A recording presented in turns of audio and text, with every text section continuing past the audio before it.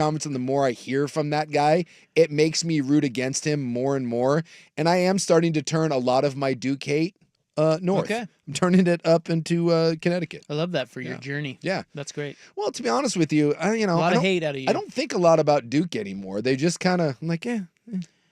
Well, come on, they're still hateable. I mean, I know. They got the white freshman. They got the new cocky, young, handsome coach. I got plenty of hate for him, but until Duke starts winning more national titles, like, what? Go Duke, go away. Yeah. I can focus my hatred up on UConn now. All right, you guys, we got some sports. We got to get to some sports, but we are at In the News time, I think. You guys ready we are. For, I mean, it is right here. It's... Ready for ITN? Oh, well, I'm ready. Are you a punk? Am I a punk? Yeah. I'm gonna need to define punk, like, because punk can be like a punk rocker, or a punk as in you're like a tool. Let me ask you this: are you punk? Oh no, I'm not punk rock. Well, if you are punk, don't you have to have like a mohawk or something for that? Your Super Bowl has arrived. To have like guy liner and all that. That story next. But let's go to, I think Buck's ready. Are you ready? You okay in there? Hey, we're good to go. Are you sure? Well, we're getting some negative texts on the text I think the way we just kind of came into our show messed with the Odyssey app potentially. No way. Yeah. And your camera was frozen on the YouTube stream, so I had to reboot everything. An Odyssey station. We should be flying now. We just had some guests in here, and we were showing them around, and I told them, they were like, "Oh wow, that's really not." They showed them the studio, and they're like, "Oh, that's really nice and spacious. That's way better than I thought." She said, I used to go to the old studios, like win tickets or whatever, and you guys are broadcasting out of like a phone booth. And I told her, I said, that's true, but I'm telling you, these new studios don't hold a candle, technology-wise, to the old analog studios. Yeah. They were way better, and they sounded way better, and nothing ever went wrong. Yeah, welcome to technology. Now everything goes wrong. Everything's new, and it's haywire. Apparently, the moment we went on the air on the app, it went right to commercial. You see what I mean? That wouldn't have happened in our old phone booth studio back in you had to press a lot of buttons. But when the little switcher tossed us over from the Oregon game to our show, it confused the app. The olden days. Someone's bringing up an interesting point here, though. What if Dan Hurley and Kenny Dillingham got in the same room? Would their energy cause spontaneous combustion? Well, I would like to remind you that Dan Hurley has a brother named Bobby Hurley. Yes. Who is quite insufferable himself. Yeah. And they grew up together. Boy. So. You want to talk about a pair of brothers that I don't want to be in the same room with. That makes the Harbaugh brothers seem like the most rational human beings on the planet. Yeah, I mean, they look nice compared to those two. Harbaugh, by the way, was fun last night. Great. 18 million people tuned into that. Nice guys, those Harbaughs. Yeah. Well, maybe not. But anyway, I think Buck's ready to go, and we'll do In the News next. Here he is with SportsCenter. Bud Light presents a rivalry week edition of Primetime with Isaac and Sue. Nothing easier to enjoy than that. Bud Light, easy to drink, easy to enjoy. Now, from the Fan Sports Desk, a SportsCenter update on 1080 The Fan. Brought to you by Red Tail Golf Center's holiday sale. It's going on right now with up to 50% off all your holiday golfing needs. Red Tail Golf Center, where we guarantee the lowest holiday prices. Visit us at golfredtail.com. First on the Fan on the hardwood out in Las Vegas, the Ducks outlasting number 20 Texas A&M Aggies 80-70 the final, as Oregon closes the game on a 10-0 run and improves to 6-0 on the season. On Maui for the second day in a row, Dan Hurley's number 2 UConn Huskies lose again, this time to unranked Colorado 73-72 the final. In the association, the Blazers announced that Matisse Thybulle will miss 3 to 6 weeks with the ankle injury he sustained on his ramp-up back to his return to the court. Rookie Donovan Clingan with a grade 2 MCL sprain. He will be reevaluated in 2 weeks. And Robert Williams III is in the league's concussion protocol. Portland is off today. They visit the Pacers on Wednesday. More sports scores and stories in 30 minutes. I'm Ryan Buckley, the 1080 The Fan Sports Desk. Listen live or on demand on the Odyssey app, the Fan's desktop player, or tell your smart speaker to play 1080 The Fan. The original home of The Herd with Colin Cowherd. Weekdays 9 to noon, 1080 The Fan. I was just watching a sports video.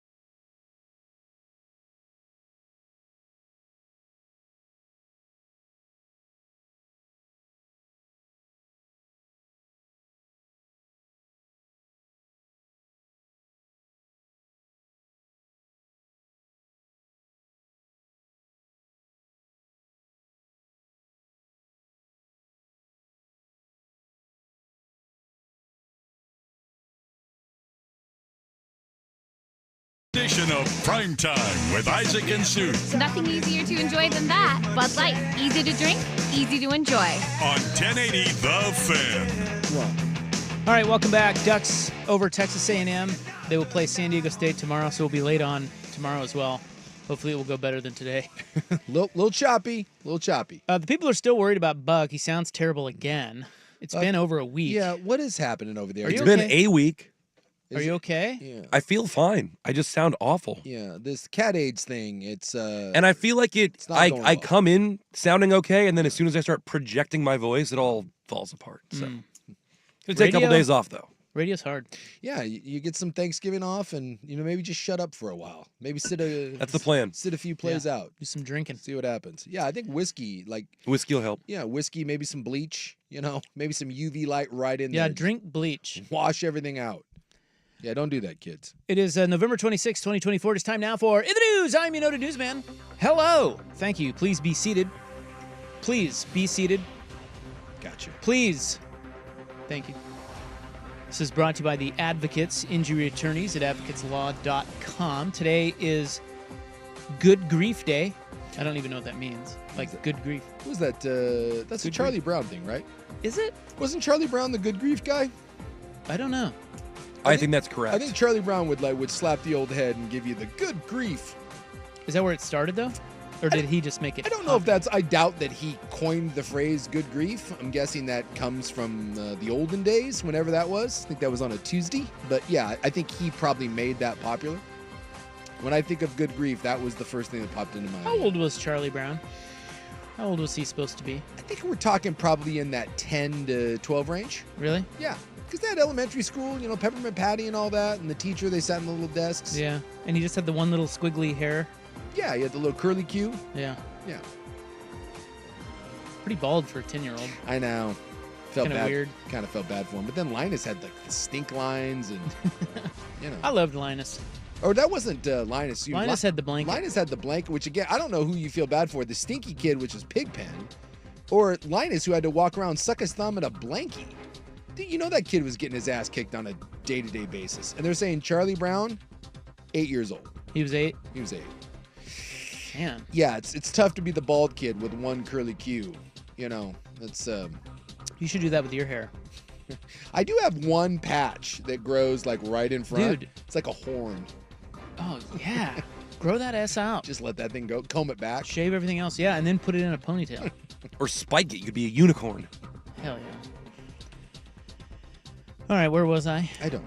I don't know either. Oh, it was It also was Good Grief Day. National Cake Day. I don't know why. Yeah, it seems like because it's Thanksgiving. Right. Yeah, Thanksgiving. But Thanksgiving, no one brings a cake to Thanksgiving, No. do they? No, it's pies. That's pie day. Pies. It's pie. Now I kind of want a pot pie. Are you punk? That is the question I ask. I'm gonna say no. I don't think there's a whole lot about me that is. Who is the punk. most punk guy at the fan? Oh God, Is it Schulte? Well, he's a crooner. He's not punk. dude, Schulte is the least punk human being that's ever walked the planet. Well, faux hawks though. Yeah, I was looking more at his. He's got the chains and the faux hawk Joe and Fisher went to Fallout Boy the recently. tats. he wears. Ooh. Schulte wears nothing but Mariner gear and listens to Michael Bublé. That's a good one. Joe Fisher. Joe Fisher. He's pretty punk. Yeah, boy. You gonna weigh in on this? We have set a terrible bar for. I'm just trying. Well, we to, don't have any. I mean, look. Patrick Harris? Yeah. It would probably Ish. be P. Harris. Yeah, that's pretty good. It's not good, but I think it's the best that we're offering up. Well, I mean, sports radio is not necessarily no, synonymous with punk, no. I'm just. unless you're a punk. I think if And some of us are punks. if we're having to go with it now, that we could answer. Who's the biggest punk at the fan? But P. Oh, Harris, I know the answer to that. But P. Harris probably has to be the most punk rock guy that we have. Well, there's another call for people to be paid and be in a movie here in Portland. It's filming here, and the focus is on punks. Yeah. Local company Adam and the Backgrounds is looking for people to play punks in a movie called Out Come the Wolves. I doubt they're looking for 46-year-old bald punks. So I think I'm out on. Well, you're this not one. a punk. You already said it. No, you're but, out. But I could play like if Get you, outta here. If you needed a hooligan, No, then punk. I'd be perfect for You this. got to be punk, bro. What about like a racist? What about like a If you needed like a thug. You want to play a racist? No, I'm saying I would look the part. Like if you needed someone for like a January 6th sort of thing, or yeah, you needed something like that, I'm your guy. Maybe to kidnap a governor, I'm right there. But punk, I can't do punk.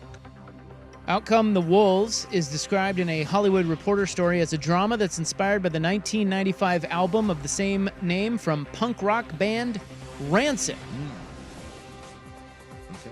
Set against the East Bay punk music scene in the mid-90s, Wolves is a story of grit and dreams in a world of violence and desperation. Well, I'm So sure. you can be in that movie. I'm sure it was a hell of a time, but that description sounds incredibly lame. Yeah, it's just kind of generic, isn't it? Yeah, it does kind of feel that way. But there is a movie called Out Come the Wolves, but it's about a weekend of hunting turns into mayhem and a fight for survival when a pack of wolves attacks a man and the female best friend. So I think that's a different Out Come the Wolves. Sounds hot. I think I'd rather watch that one, to be honest with you, than a movie about Rancid. So they're filming here in December. Anyone interested in being an extra is asked to go to the Adam and the Backgrounds website. Okay. They have a casting portal. You may have to upload some nudes, but don't worry. Tasteful. Tasteful. That's the key. Can I just upload my tasteful nudes anyways and then pretend like what? I thought we Well, were just Maybe they pick you. thought we were just casting. If you needed someone, like I would play the guy that would be fighting the punks. I would be the guy in the neighborhood that like beat someone with a garbage can for having purple hair. That'd be more along my role in said movie. They're eating the pets. Yes. Let's see. Portland will light its Christmas tree soon. Oh, I love the tree light. Yeah, it's kind of weird this year because Thanksgiving's a little later. I know. So December 1st is Right around the Monday. corner. I know. Let's get the tree So up. we Let's gotta, go. we gotta get going. Oh, the weekend will happen and Christmas lights are gonna be up. My tree's gonna be lit. Get going. I've been listening to Christmas music for like 2 straight days. I listened to Christopher Cross coming in today. He's got a Christmas album. It's dynamite. Just Cross doing Have Yourself a Merry Little Christmas. I will, Chris. Santa Claus will be flipping the switch on more than 9,500 colorful LED lights to brighten the 75-foot-tall Douglas fir down at Pioneer Courthouse Square this Friday, Nice. starting at 5:30 p.m. All right. Tree lighting ceremony. Get a little gathering out there. Maybe some hot cocoa. Yeah, Yeah. maybe some Meth some and- Stanleys with some booze in them. I would hope so. Get out You know. there. Get out there and mix it up. Get arrested for that while the homeless guy sits there and shoots fentanyl laughing at you with your cuffs on. Dude, I will tell you that if I ever got busted for an open container in this city, Yeah. Yeah. the amount of rage. Yeah. You think my $300 jaywalking ticket broke me? There would be no end to my fury if that happened. Yeah, I think that's justified. Really? Here's my ticket? There is a bazaar at the square. I like a good bazaar. Can we define a bazaar? What is a bazaar? I think a bazaar, you're going to get various crafts and services around a central theme. This being a Christmas bazaar. So the key with the bazaar, as opposed to, say, a market, Yes. is a theme. A theme, yes. Because the market, you can buy anything. But the bazaar is, I think you're centered on one thing. Okay. I think we're doing that. We're having a Christmas bazaar. I think it's just, or you could say Christmas market if you wanted to. But yeah. Well, it just says the meaning of bazaar is a market Oh. consisting of rows of shops or stalls selling miscellaneous goods. Oh, I always thought the bazaar was focused on one thing. I think it's more the Middle Eastern name for a market. Sure. So- But look, if you need to buy a sign that says like, Merry Christmas, ho ho ho, or you need some sort of cheesy. What if it says Merry Christmas, you ho? Yeah, something like that. There'll be like a Griswold family Christmas tree sign or whatever. If you're one of those people that need it to say Merry Christmas at your house, I think this is where you go. Okay, well, that's Friday, Maybe a nutcracker. 5:30. Coming up next, what did we call Tina Kotek? What was her? No toll, Tina. No toll. No Toll Tina. No toll, Tina. Why our new fearless, well, she's not really new anymore, but our governor leader person, No Toll Tina, has called Oregon lawmakers in for a special session. That's right. She's not She's messing. Whoa. She's not messing Hey, around. yeah. That will be next on In the News. This is The Fan. This is the Fans' Window into Sports, a view into today's top stories, brought to you by Window Nation, online at windownation.com. For me, I don't know what happened. I might have lost my balance by the absurdity of the call, or maybe I tripped. Yeah, that's your boy Dan Hurley. He just becomes... He's being a real jerk. That was last night after the Yeah. call that he didn't like. Dude, he just is becoming more and more unlikable. He went from being an intense guy, and he's a hell of a coach, but he's becoming my most hated By the way, figure in sports. you mentioned Kenny Dillingham and him together. Yeah. That could happen because Hurley's brother is the basketball coach at Oh, Arizona yeah. State, Bobby Hurley. God. So I'm guessing all three have been in the room at the same time. That would be the most insufferable room you could ever It's be a part high of. tee-off. Yeah. The Fans' Window into Sports brought to you by Window Nation. Right now, 50% off all window styles this month. And for fan listeners, 10% extra off, 0% interest for 60 months. Schedule your estimate by calling 866-90-NATION or log on to windownation.com. Hey, it's Isaac Ropp for Window Nation. Experts say that heating costs are increasing up to 23% this winter. And if your windows aren't from Window Nation, your money is literally going out the window. They have some of the best insulated windows so your heat stays inside. And right now, get these amazing windows at 50% off. Plus, you can save even more money with 0% interest for 5 full years. Hurry, sale ends November 30th. Schedule your fast in-home estimate right now at 866-90-NATION or visit windownation.com. The definitive podcast for Oregon Ducks football fans is here. The program, A Ducks Podcast, is a deep dive on Ducks football with the coaches, the players, and your favorite Duck stars of the past. Hosted by Dusty Hara and former Duck star Cole Linehan.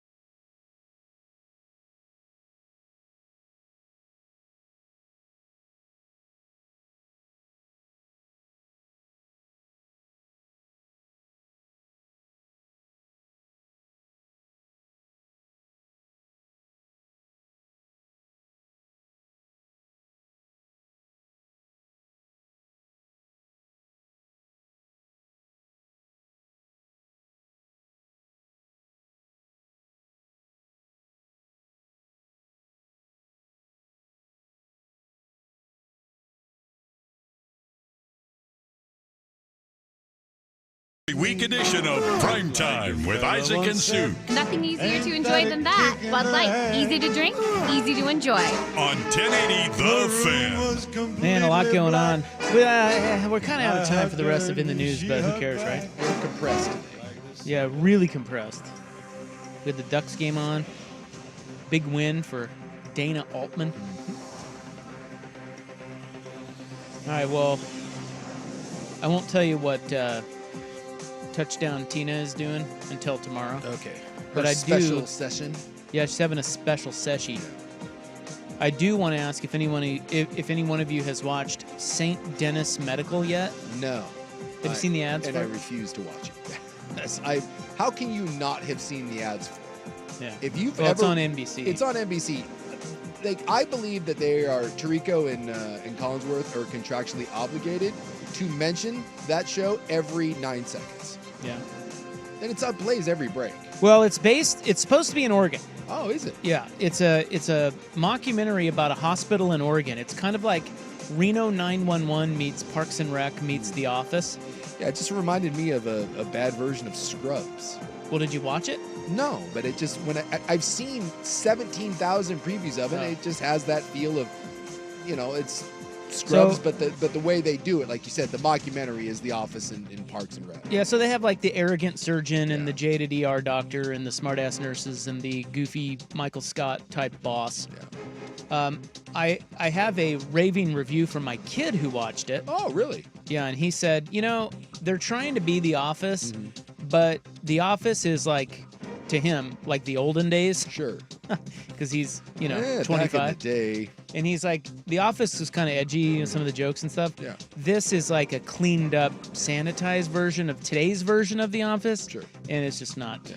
It's not. Well, this is my problem that I have with anything that's on network TV. Not that great. Is I haven't watched a show that's on network TV in I don't know how long, because you have to play under constraints. So why would I watch that when I can watch something on FX or HBO or Showtime that actually can have edgy humor and doesn't have to be the cheesiest mass appeal? That's like, why would I watch Jay Leno when David Letterman is right over here? So no offense to St. Dennis, but I'm good here. In the news, November 26, 2024, as always, sponsor. Brought to you by the Advocates, injury attorneys at advocateslaw.com. Let's get to the Hot 5 at 5. We will catch you up on all the things going on in sports, including some Blazers injuries. And we don't quite have the college football rankings yet, but we do have a lot of college basketball action that has taken place. So we'll get you caught up next on The Fan. It's time for a Ducks Report, the inside story on Oregon athletics. Brought to you by Mods PDX. The future of building is here. This is a team that's played multiple quarterbacks throughout the season, so we've seen a little bit of both guys, and they've had times where they've actually had both guys out there on the field at the same time. So I don't know that it presents a huge challenge. Either way, we were going to prepare for both because they've utilized both throughout the year. Can I just translate that for you? Neither one of them is very good, so That's Dan Lanning. We're not really overly concerned. Hey, but they're running two guys. Like, how do you? I mean, that's tough. No, it's really not, because one guy again, can run. Neither one of them, and they're going to go with Dedmon Williams. I mean, Yeah, I don't think they are. why would you play Will Rogers at this point? Well, they said, I think I read a quote from Fish that Rogers is the guy, but Williams is kind of the Change up. Yeah. One can't really throw, and the other one runs. So, Hey, good combo. there you go. All right, Mods PDX, the future of building is here. Aloha, it's Marcus from the 808. Need some aloha in your day? You need 808 Hawaiian Restaurant, brah, on East Burnside, Woodstock, or in Beaverton. Menus for dine-in, takeout, or catering online at ate-oh-ate.com. I'm Marcus. Ahui ho, mahalo. Hey, it's Suk, and let's talk about your hair. You're losing it, right? And you desire to have it back? Well, then Advanced Hair Restoration has the easiest guaranteed solution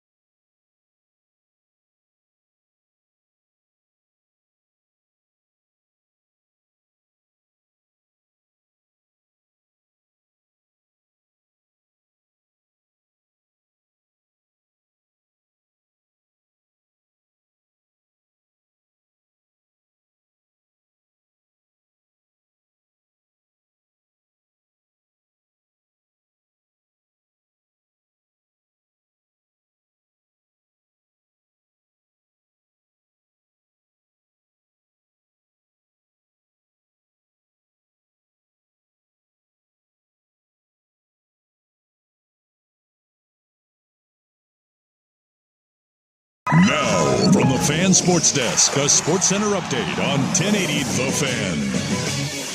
Ryan Buckley with this SportsCenter update. First on the Fan on the hardwood out in Las Vegas. The Ducks outlast the number 20 Texas A&M Aggies 80-70 the final as Oregon closes that game on a 10-0 run and improves to 6-0 on the season.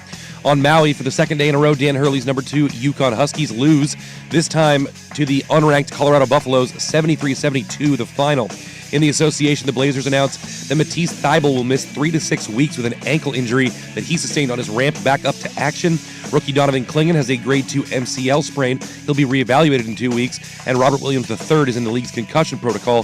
Portland is off today and visits the Pacers on Wednesday night. In college football, Arizona State has been fined $25,000 for their fans storming the field early against BYU on Saturday. Meanwhile, in Chapel Hill, North Carolina head coach Mac Brown has been fired. More sports scores and stories in 30 minutes. I'm Ryan Buckley at the 1080 The Fan Sports Desk. Listen live or on demand on the Odyssey app, the Fan's desktop player, or tell your smart speaker to play 1080 The Fan. The Fan is live on YouTube and Twitch. And now, Window Nation brings you on-demand videos. Watch Window Nation's window into 1080 The Fan.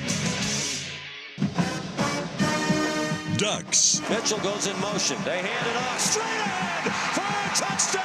Huskies. C.J. Verdell wins the game for Oregon. Isaac and Sue. Honestly, I just think it makes you feel good as a fan. And I think it's fun. Bud Light presents a Rivalry Week edition of Primetime with Isaac and Sue. Nothing easier to enjoy than that. Bud Light. Easy to drink, easy to enjoy. Enjoy responsibly. 21 plus. Rivalry Week with Isaac and Sue on the Odyssey app and 1080. Sweet redemption. The Fan. All right, welcome back. Hope you're having a nice little Tuesday. Sports Bros here. Rob, that's me. Big Sook's right over there. Late start, but here. Yep, we were on a little bit late today as a Ducks game against Texas A&M was a barn burner. About as good as the postgame show. I don't know what you're talking about. That postgame show was riveting. Fire. I could not stop Did listening. you ever use the fire emoji? That would be like 4 fire emojis. Yeah, I that's did right. see someone was saying the other day it was like emojis. that it's now it's like over 80% of people believe that every text message has to include an emoji. Really? Yes. That seems high. The vast majority of people now, Has to? when you send a message, 80%. a emoji has What do you to mean be included. has to? Dang. A message is not it's not complete. It's rude to not send get it's out. an emoji. Like it's not enough to say like LOL. You need to put the laughing face emoji, or like if you say I love you, there needs to be a heart emoji on that. The emoji is becoming No. it's becoming standard fare. If you don't have the emoji, you're viewed as it's a rude, incomplete text. Well, count me Well, as rude. Well, it's because you're an old. I'm in the 15%. Yeah, you're an old man. That's an absurd. Get with the youngs. The youngs are emojiing out there. It's an absurd claim. Although I will say that now that I think about it, I use a lot of emojis. my kids almost always have an emoji with their text. Yeah. I'm gonna have to go through and Yeah, it's becoming a thing. let me see here. And I found myself when I saw that. I did when I heard that. I didn't see it. I heard it. I was like, "There's no way." Yeah, Meat doesn't do it, And then when I started looking through, a lot of my texts have emojis attached to them. but his girlfriend or a fiance now does. She's an emoji. Well, nah, not everything. No? Not everything. And look, I take my cues from the kids because I'm hip. So I don't think that's a thing. I It's think a you're thing. spreading fake news. No. I got one from Masters Pete, and he's an old. Masters Pete, he's an emoji guy. Yeah, he sent me Fire Altman again today. Yeah, was there an emoji with it? Yeah, the Yeah. fire. Yeah. Yeah, he put the fire. Yeah. Although the one before that, claiming this is the biggest game in Dan Lanning's career, did not have an emoji. So he's a little inconsistent. Yeah. Yeah. Well, he's 900 years old, so. I'm just saying, if old man Masters Pete is out there sending emojis, get with Yeah, the but times, not man. every man. I mean, come on. That's absurd. Absolutely absurd. The emojis are coming. I'm going to chalk that up as the dumbest thing I've heard all day. And there's still time, but Till you start looking at your messages now, you're going to notice, man, a lot of emojis out there. this little guy here in Portland thinks that was stupid. Coming up here, well, we're going to get the college football playoff rankings. and yet we don't know when. Maybe there's about 3 minutes left in the college basketball game. And it won't be a long one. Like in between, when they do them in between the games like this, they cram them in like a 20-minute time, which is, by the way, all you need. We do not need an hour-long thing to. But don't you have to have the committee chair interview? No, we don't have to have the committee chair. Why not? Just shove it in there, and then we can all yell and scream about it tomorrow. How about that? That could be a good drop. We also have a Power 5 head roll today. Mac Brown is dead. Yeah. Well, I shouldn't have said that because he's old, and now some people think he may actually be dead. Rest in peace, Mac Brown. No, he's just not going to be the coach at North Carolina. Right. So we'll get to that. Club 1080 tonight. Could you run a marathon drunk? Could I run a marathon sober is really the question. Like, what do you... Well, if you train, though, could you be drunk? Someone did. I couldn't run one again, even if I did train. It's not happening. That may be the... So that's a no? That may be the least likely physical thing that I could accomplish. Drunk marathon? Marathon in general. Can I walk a marathon? I'll give you 26 miles. Yeah, you can walk. Yeah, I can walk. I mean, some of it. I'd like you to try to jog some. A couple of my friends participated in a boozy and bougie marathon in France that you ran across the countryside and you were given wine at all these estates along the way. People were dressed up. There was foie gras. I mean, it was like they completed 26 miles, but it took like all day. Oh my God, that's amazing. See, that seems real fun. Yeah. Yes. Yeah. Like now that's a marathon I can get behind. I love when the people do the beer mile. And like the one guy's doing it while smoking, and like that I find anything you do athletically while smoking and drinking, that amps it up. So the beer mile is you chug a beer and then you run a mile? No, you chug a beer every lap. Oh, every lap. Yeah, every lap. So it's 4 beers. 4 beers in a mile. And it's for time. And some of those dudes run really, really good times. Why would you do that? Why would you do anything? Why did Bajent he did what, burpee miles? Wasn't that Tyson Bajent that did that? The Chicago backup he did quarterback. a whole mile's worth of burpees, right? Yeah, he did a mile worth of burpee. He did burpees for the whole mile? Yes. Why? Oh, because To he's a do bro. it. I don't know. God. It's like something Will Ortner would do. I don't know. When you're a bro, you just do broy things. Then I you was take too your busy shirt grinding off my and probably absolute face flex. off. So if you do the beer mile, Yeah. you chug a beer and then you run a lap. Yes. And then you chug a beer and you run a lap. Yeah. And then you chug a beer and you run a lap. And then you chug a beer and you run a lap. Bingo. And then you're done. Do you want to guess the world record? Beer mile? I'll bet you it's like I'm 5 sure minutes. it's like it's I bet it's 4 something. It is 4 something. Yeah, 4:30. 4:28. Yeah. Yeah. Dude, Who has that record? Paul Ryan? Canadian Corey Bellamore. Now, was he an actual like Well, great he had runner? to. He had to have been. Well, no, but I'm saying, like, couldn't you just get an Olympic champion to be like, hey, dude, can't you suck it up and just drink 4 beers? I think 4 beers is not a big deal. Well, that's what I'm saying. Like, I think he has to be a really skilled Women's record is 5:43. runner, right? Like, it's not just some drunk guy from Canada. I don't know. Well, I'm sure he's a runner, but I don't know if he's does 4:28. I don't think That's pretty. Does that make you a world class? Oh, It probably makes you a collegiate athlete. yeah. I mean that's pretty legit. That's legit, I'm man. looking up what a world class mile time is. No, a world class time is considered to be around 3:43. Oh wow.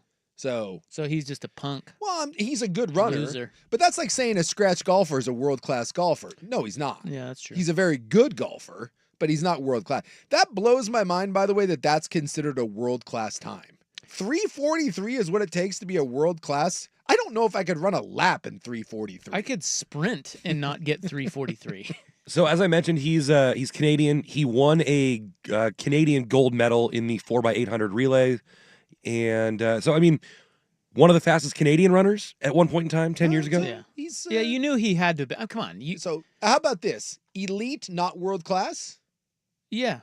I think that's fair. Yeah, that's correct. Being the best in Canada, I don't know if that makes you elite. But listen, if you run well, it doesn't matter where he is. He can still run the 4 minute, Yeah, you but know, he was 4.5 he was minute one mile. of the best in Canada. Yeah, but if you run a 4:30 here, you're one of the best here. I mean, that's really good. No, it's not. 3:43 is good. That's intense. Like, I don't know. Do you have to stop while drinking the beer, or can you just like No, NASCAR? I think you have to it? keep going. You keep going and Oh, I thought that you had to. I don't know if you. I thought that you couldn't start your next lap till you'd finished your first Oh. beer. See, that kind I of a don't deal. know. You I can't don't, chug while you're running. because then people would just save it until they had to get rid of it. I think you have to finish one and then go, and then another and then go. I think. Okay. It is time now for the Hot 5 at 5. Been derailed. hot topics, hot opinions, Oh, Charlie, I'm hot today. and hot air. It's time for the Hot 5 at 5. That's hot. The Hot 5 at 5 on Primetime with Isaac and Sue. No, I mean it. That's very hot. The Hot 5 at 5 with Isaac and Sue. Brought to you on The Fan by Victorico's Mexican Food. Discover Victorico's new savory menu items. Order in-store, online, or get it delivered straight to your door at victoricos.com. No, I'm not going to give you no cookie. Yeah, you do have to stop, and the time does not stop. Stop, chug the beer. Number 5. Keep going. So that is an important element of the time. So that makes him even better runner. That's more impressive. He's probably a 4-minute miler, right? Yeah. That's elite. I stand corrected. Or I mean world class. That's close to world class. That's impressive. Like when Swag was going to squat 300 pounds.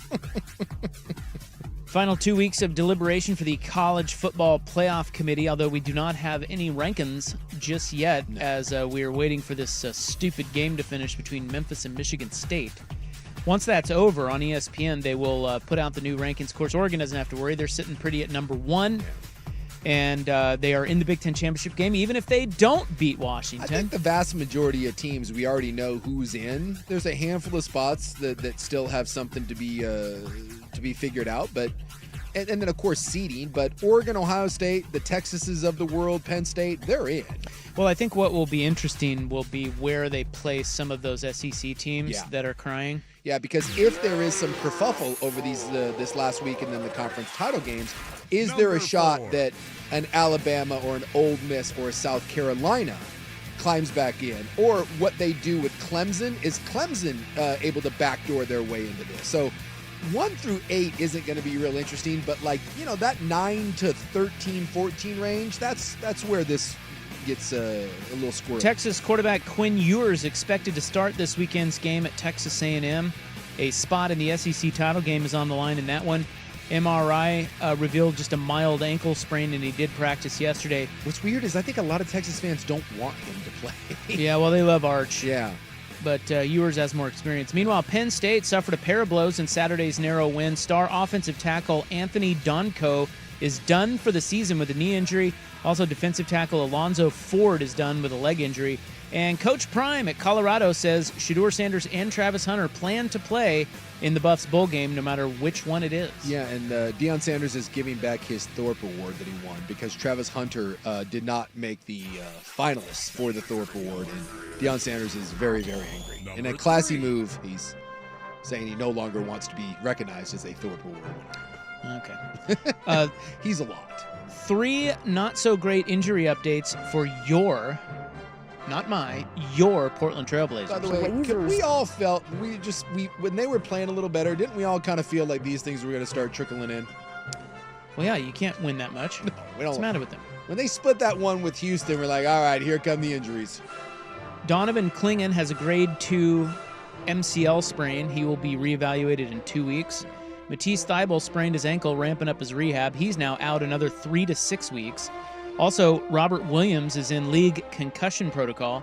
The Blazers will play their next game in Indiana tomorrow. Jeremy Grant doubtful with a knee sprain. DeAndre Ayton and Scoot Henderson among those questionable again. I love that DeAndre Ayton has the most bruised finger of all time. It's a deep contusion. Deep contusion. Deep. In that finger. Deep. Running out of players. Deep. What's the spread in an Indiana game? Hammer the Pacers. A lot of players. One day after saying he'd be back, the school says he will not be back. 73-year-old Mac Brown is out at North Carolina. He is the winningest active coach in FBS. He went 44-32 in his second stint with the Heels, but just 1-4 in bowl games. He will coach this weekend against NC State, but they say they are not sure about the bowl game. Yeah, I mean, if you're North Carolina, the Mac Brown thing wasn't working. I mean, it was kind of cute that you gave it a whirl. And he's a great spokesman for the program, but let's be honest, Mac Brown was taking that program nowhere. And they're kind of starting to get lumped into me with that Arizona State where we keep saying that they should be really good, and yet they never really are very good, even though they have good players. It's it's like the sleeping giant. Well, not really. Call me when they do something. They're a basketball school. It does feel that way, yes. Well, it doesn't feel that way. It is that way, but we we keep hearing Not that, like Kansas. that North Carolina is going to pop in football, and starting to think maybe not. Come too far together. Stop now. They got money though. They had it cooking with one guy. Was it Butch Davis was there? Yeah, Wasn't Butch he Davis pretty good was there? Number one. I mean, they've had moments, they've had flashes, but they've never put anything consistently together there. Ducks basketball took on Texas A&M today in Vegas. A&M ranked in the top 25, and I tell you what, Ducks took care of biz. 80-70. They trailed most of the game. They were down by double digits again. I feel like this is the Brush's MO. We just fall down by double digits, and they got it. They're starting slow. They only scored 29 in the first half, but they dropped 51 in the second, and they scored the last 11 points of the game to win. So they're now 6-0. Tomorrow they'll take on San Diego State. They're 3-1. They beat number 21 Creighton 71-53 today. So the game plan there: fall down by 17 in the first half, and then a rousing comeback. Colorado now 5-1. They upset number 2 UConn 73-72. Yeah, it's 2 in a row for the two-time defending champs. We've got a top 10 matchup that's out there right now, and that is Alabama and Houston. Houston ranked number 6. They are leading 8-5. Kansas Duke. Kansas is number 1, Duke number 11. That will get underway in about 45 minutes in Vegas. We also have number 4 against number 12 tonight in these preseason tournaments. Auburn is 4th, North Carolina is 12th, and they are in the Maui Invitational, and that one will tip late tonight. I think, 8, perhaps. Fun little night of college hoops. 8 o'clock our time. If you're looking for something to watch. Yeah, good little night. Good little night. Memphis, who upset UConn yesterday, they are wrapping up right now on ESPN, and they are leading Michigan State 69-63 with 35 seconds left. Once that game ends, they'll flip over to the college football playoff rankings. The ranking show, and we'll bring that to you. By the way, when we hear one beautiful nugget on the Kansas-Duke game, Kansas ranked number 1. No number 1 team has ever been an underdog to a team outside the top 10 ever until tonight. Well, Dookie's 11, so they're right on the doorstep, but they're getting 4.5. And I'll tell you what, you give me Kansas and 4.5, I'll gobble that up. Victor Rico's Mexican food. Score big this Black Friday at Victor Rico's. Buy a $30 gift card and get a free $12 burrito. Friday, November 29th only. All right, coming up next, we'll put a bow on Mac Brown's little career, and hopefully we'll have the college football playoff ranking soon on The Fan. Seahawks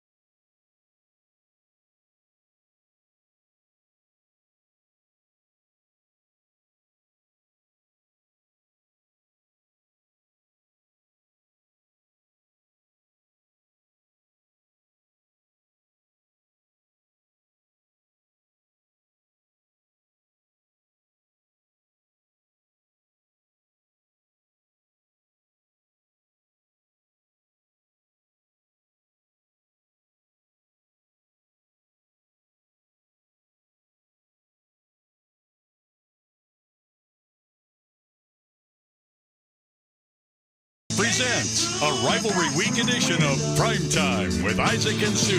Nothing easier to enjoy than that. Bud Light, easy to drink, easy to enjoy. On 1080 The Fan. All right, the college basketball game has ended, and we're about to get the rankings. I'm always really interested. With they've done 2 weeks of these now officially. No, they've done several weeks of this. It's been more than 2. They've done. I mean, this is probably the 4th or 5th incarnation of this. They've done more than 2. I feel like it started at the beginning of the month, so maybe we're at 4 now. This might be the 4th one. 4th or 5th. Googling currently. It's 100% more than 2. Rupp looks perplexed. He's skeptical. He is skeptical. It's like the elite beer mile. He's like, I don't know. I don't know about that. Skeptical. Buck was right. This is the 4th. 4th. This is the 4th. Okay. So I always like to look at who's 8 and 9 because that could be who slides into Oregon's. Who slides into play Oregon in the second round. Yeah. If Oregon ends up the number 1. Oregon wins the Big Ten. Yeah. If Oregon wins the Big Ten, they'll be the number 1 overall seed. So for the longest time, it's been Tennessee and Notre Dame, maybe a little Indiana in there. Yeah. But there's been a lot of shuffling. So yes, this will be. This definitely will be a little funky because 7 teams in the top 20 went down. So well, while we wait, Mac Brown fired at North Carolina. He is dead. Who is a Signetti on the radar there? He just signed a huge deal, and I don't know what the buyout situation is in Indiana, but they just gave him a bunch of money. 8 years, $64 million. Do we know what the buyout is there? I don't know the buyout. So, man, it's a hunk of money. I mean, North Carolina, to me, we keep hearing that, like, if the ACC falls apart, that North Carolina is a more attractive option than Clemson, and that North Carolina is a crown jewel there. And obviously, it's a basketball school, but it's never really won anything in football. So I don't know. Why is it such a crown jewel? I don't know. Maybe just because of where it's at and just academic standards. I don't know. Like, people just keep talking about it. Remember during that whole thing when Florida State was trying to get out of the ACC and people were like, dude, the teams that people want out of the ACC are North Carolina. Like, that's supposedly the one that the SEC and the Big Ten would both come clamoring for. And I don't exactly know why that is, but from a football standpoint, they've never really, Mac Brown in either run there, he never won the ACC, not once. Not once. No. In either run in North Carolina? No, never won the ACC. Wow.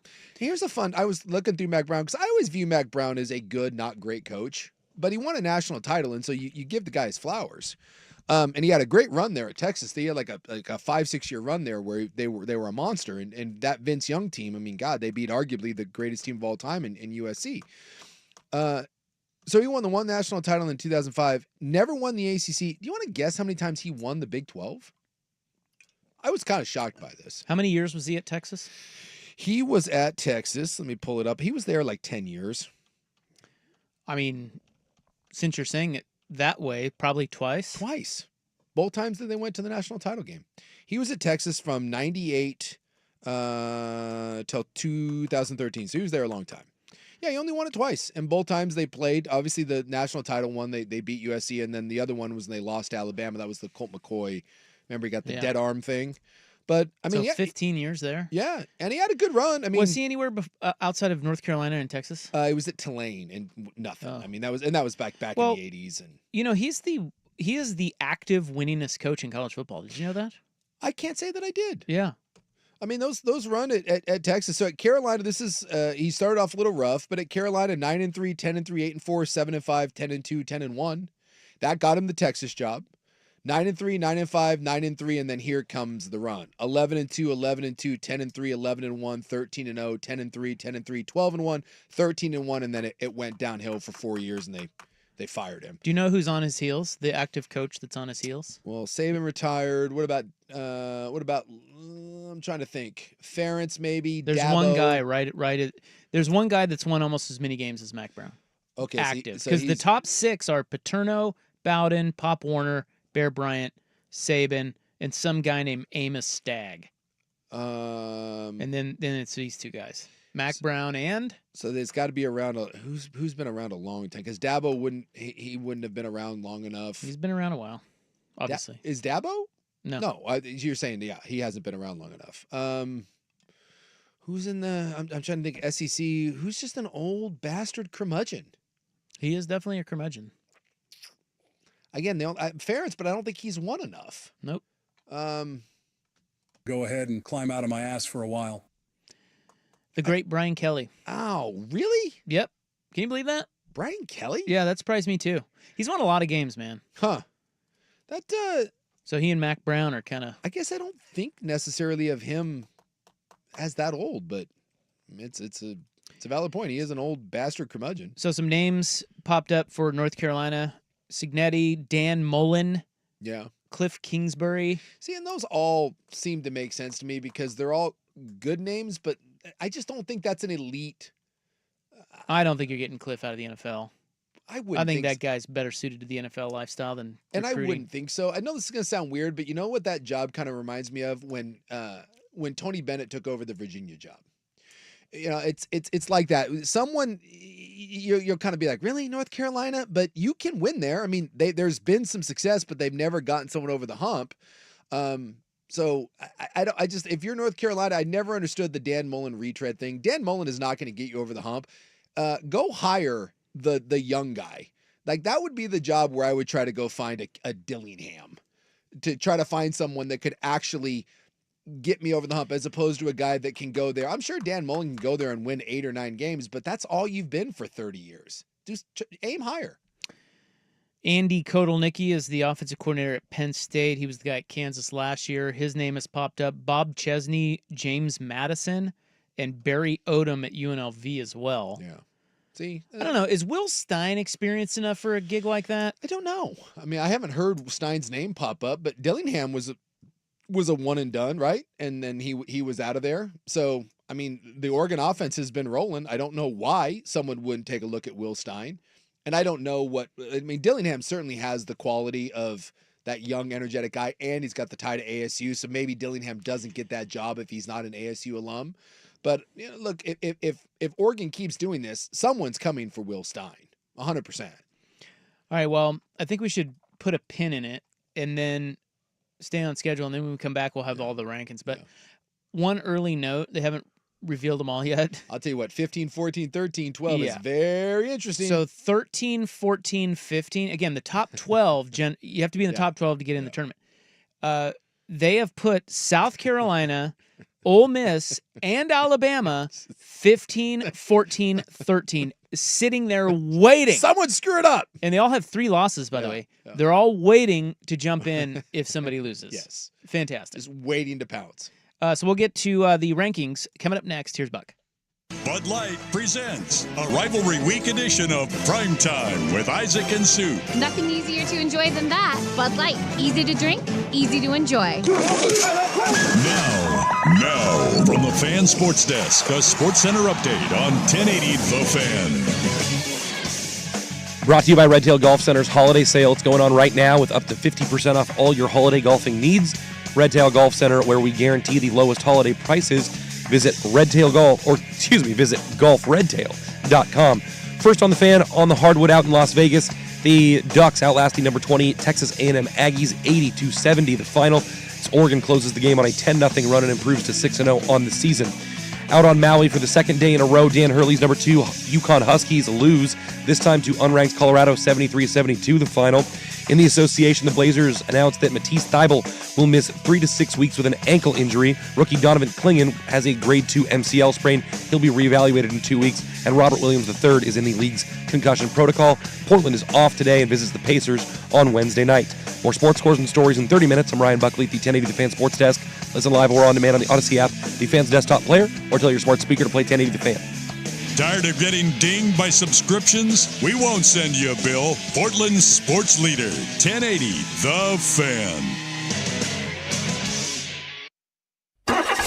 It's time for Who's Leading the Charge. A look under the hood at the coaches, players, and teams getting it done. Brought to you by Battery Exchange. Lillard, fade away. Oh, my God. Another for Damian Lillard. First quarter. Oh. Damian Lillard's red hot. Yeah. Yeah, he had For 17 in your the first quarter. 17 in the first quarter. Damn, and dude. sold his waterfront home for $6.5 million this weekend. Yeah? So I think he made about $1 million on that, maybe? Didn't he think buy so. that for like $5 something? in this market. So you know what? He is red hot and rolling. Looks like he's got 25 with a couple seconds left in the half. And yet they still stink. Who's leading the charge? Powered by Battery Exchange. Mention code BXT10 at checkout for 10% off your entire purchase this month online at batteryexchange.com. I feel like I'm constantly cleaning.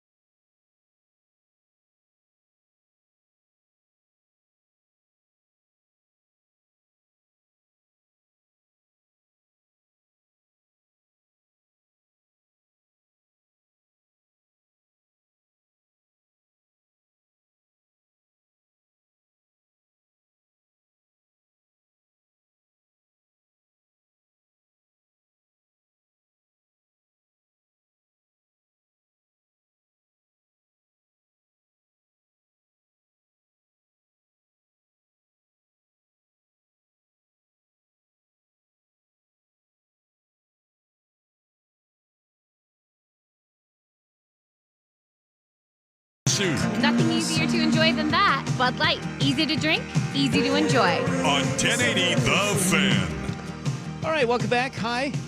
True story. College football playoff rankings are out. Here's what they're telling you. If you're an Oregon fan, how do you feel about playing the winner? If you win the Big Ten and you're the number 1 seed, how do you feel about playing the winner of Tennessee, Georgia? It's effing brutal, man. Yeah, that's tough. Although, you know what? Tennessee doesn't scare me. And then, by the way, you'd probably have to play Ohio State in the round after that. That does. That's right. That would be your path to the championship. And then on the bottom half, probably Texas. Yeah, Texas, Notre Dame, someone like that. I'm telling you, the number 5 seed has the most appealing path to me. So right now, here's what let me just lay out what they have, and then we can talk about it. Yeah. So again, the rankings are different than the seedings in the bracket. Yes. Because of conference championships. Yeah. So Arizona State, they've got as the 12, playing Ohio State. That means that they believe Arizona State is going to win the Big 12 and be the 12 seed. That is not a ringing endorsement for Big 12 football. No, so Boise State, believe it or not, as the Mountain West Conference champ, still some work to be done there. They haven't won anything, but if they finish this thing off, that Boise State, according to this right now, Boise State would be the higher ranked champion, and Boise would indeed get the bye and would await the winner of the Arizona State Ohio State game. Will play Ohio State. Yeah. The 5-12. Yeah. And then you have Georgia, Tennessee, the 8-9. Tennessee being the 8, Georgia being the 9. Winner would play Oregon if Oregon wins the Big Ten. Now, if Oregon loses to Ohio State in the Big Ten title game, they're now probably the 5 and can I tell where you, Ohio State is. So it would be Oregon playing Arizona State. Then Boise. And then Boise. So, look, Sign me up. You obviously want to win the Big Ten championship, and yes, some things can fluctuate there. It's not a guarantee that this would be the matchup. But if there is a consolation prize to losing to Ohio State, let's say you lose a heartbreaker, It's getting the 5 seed. There's no better path than playing Arizona State and then Boise State. It's the best. On your way. It's the best soft landing for you if you lose in the Big Ten championship. Yeah. So as long as you take care of business against UW, I think the Big Ten title game. I think you're okay. I think regardless of what happens, I think you're sitting in a very advantageous. You win it, you're the 1 seed. You feel good. You've beaten Ohio State twice. You lose it, you fall into a better.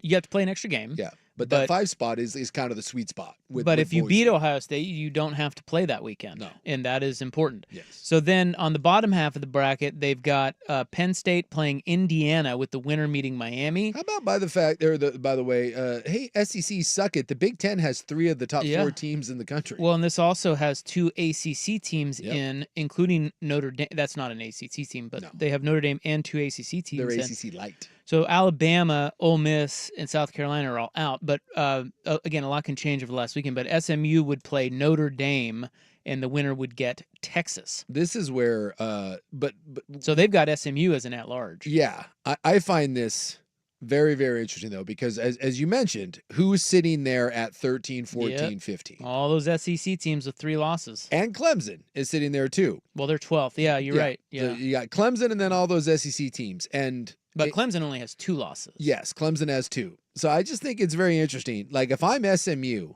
I think this is going to be a fascinating test. So if SMU wins, Miami wins, and they both go to the ACC title game as 1-loss teams, does the committee have the balls to bump a 2-loss Miami or a 2-loss SMU?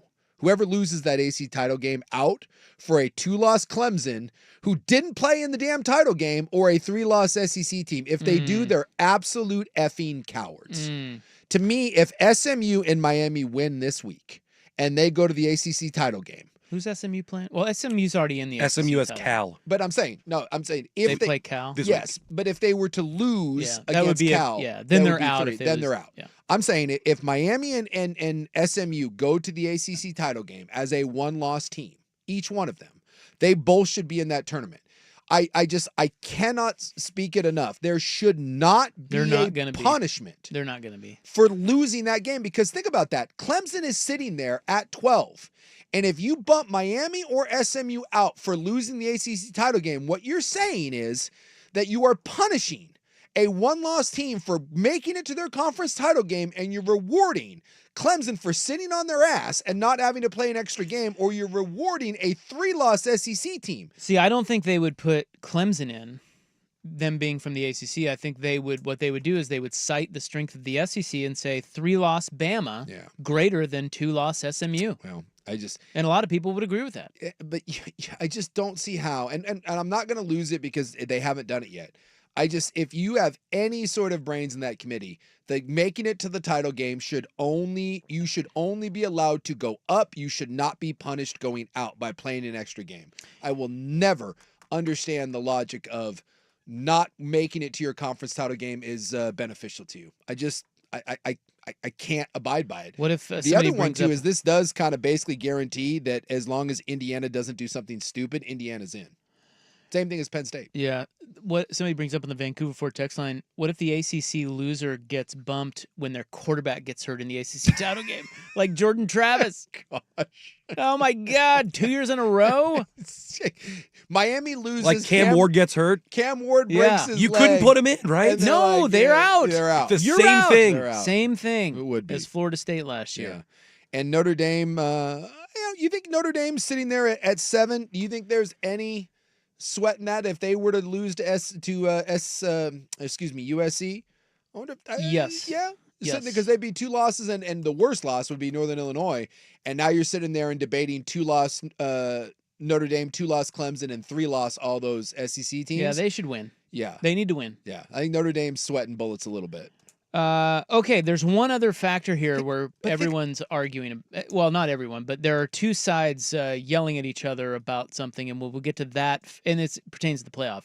We'll get to that factor next. What else were you going to say? I just think it's weird that Indiana is. It's so odd that they Indiana played a weak schedule, got blown out by the one good team they played, and they're safe, but only lost one. Yeah. Looked good enough, running up some scores to be. Yeah, they're just kind of sitting pretty right They're just there. safe. If they win their first round game, they play like Miami or SMU. What is going on? Who is winning? What is occurring? Who is winning is Indiana. Go Hoosiers. Who's Just winning? sitting there, What is just occurring? hey, we're doing great. Doing great over here. Google me, bitch. Yeah. All right, we'll wrap up the college football playoff talk next on The Fan. It's time for a Ducks Report, the inside story on Oregon athletics. Brought to you by Mods PDX. The future of building is here. It's always about performance, right? It's always about what we're able to do on the field. So, again, I think I've said it several times, motivation's overrated, right? Like, our guys have to want to go out there and execute at a really high level. You know, since the beginning of the season, we talked about playing our best football at the end of November. Well, we're there, right? So this is our opportunity to go play our best football against a good team. Motivation is overrated. Yeah. That from a guy that Says is the best motivator in college football. really good at motivating. But I think after that game with Wisconsin, I do think you want to see this cleaned up a little bit. I think you'd like to see a sharp game and, put the hammer down, kick the hell out of your rival, and get a good boost going in against an Ohio State team that's going to be a war. Mods PDX, the future of building is here. The home of dirt and spray. I'm Dirt. Josh Pate is our guest, commissioner of college football. When you use a crock pot, do you put the meat in raw and let it cook, or do you cook the meat before?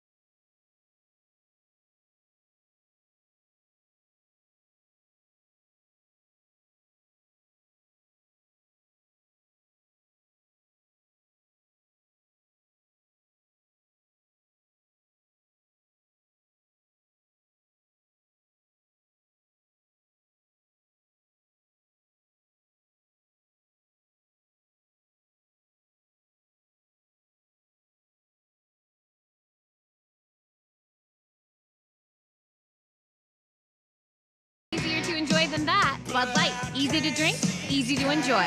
On 1080 The Fan. All right. Well, the college football playoff rankings are coming into focus here because we're down to not too many games. No, I mean, basically 2 left. Well, yeah, but I mean, just the teams, it's narrowing because a lot of the teams that are in the picture have pretty easy games this week. Like Indiana plays Purdue. They're like a 30-point favorite. Yeah.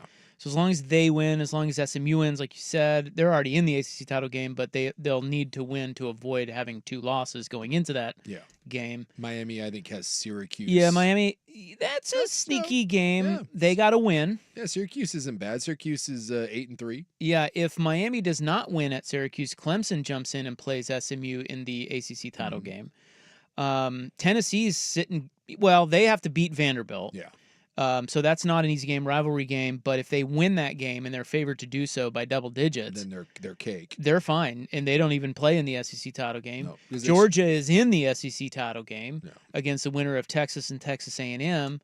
Other than that, Ohio State has to just beat Michigan to get in the Big Ten title game. And the Big 12 is the mess. Okay, so this is the one thing I wanted to bring up that is already being hotly debated.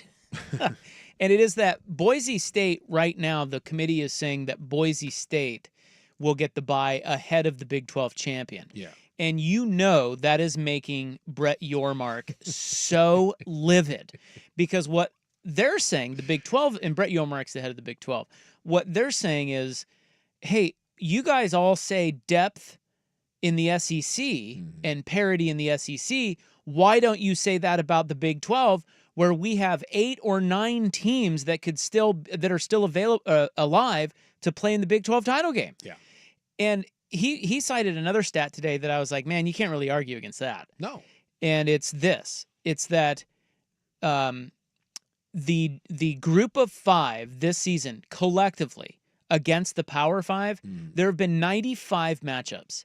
Do you care to guess what the group of 5's record is against the Power 5? Guessing they've won maybe 10, 12 games. 8 and 87. Yeah, that sounds about And right. that includes Oregon State, Washington State, UMass, and UConn, who are technically independents. Yeah.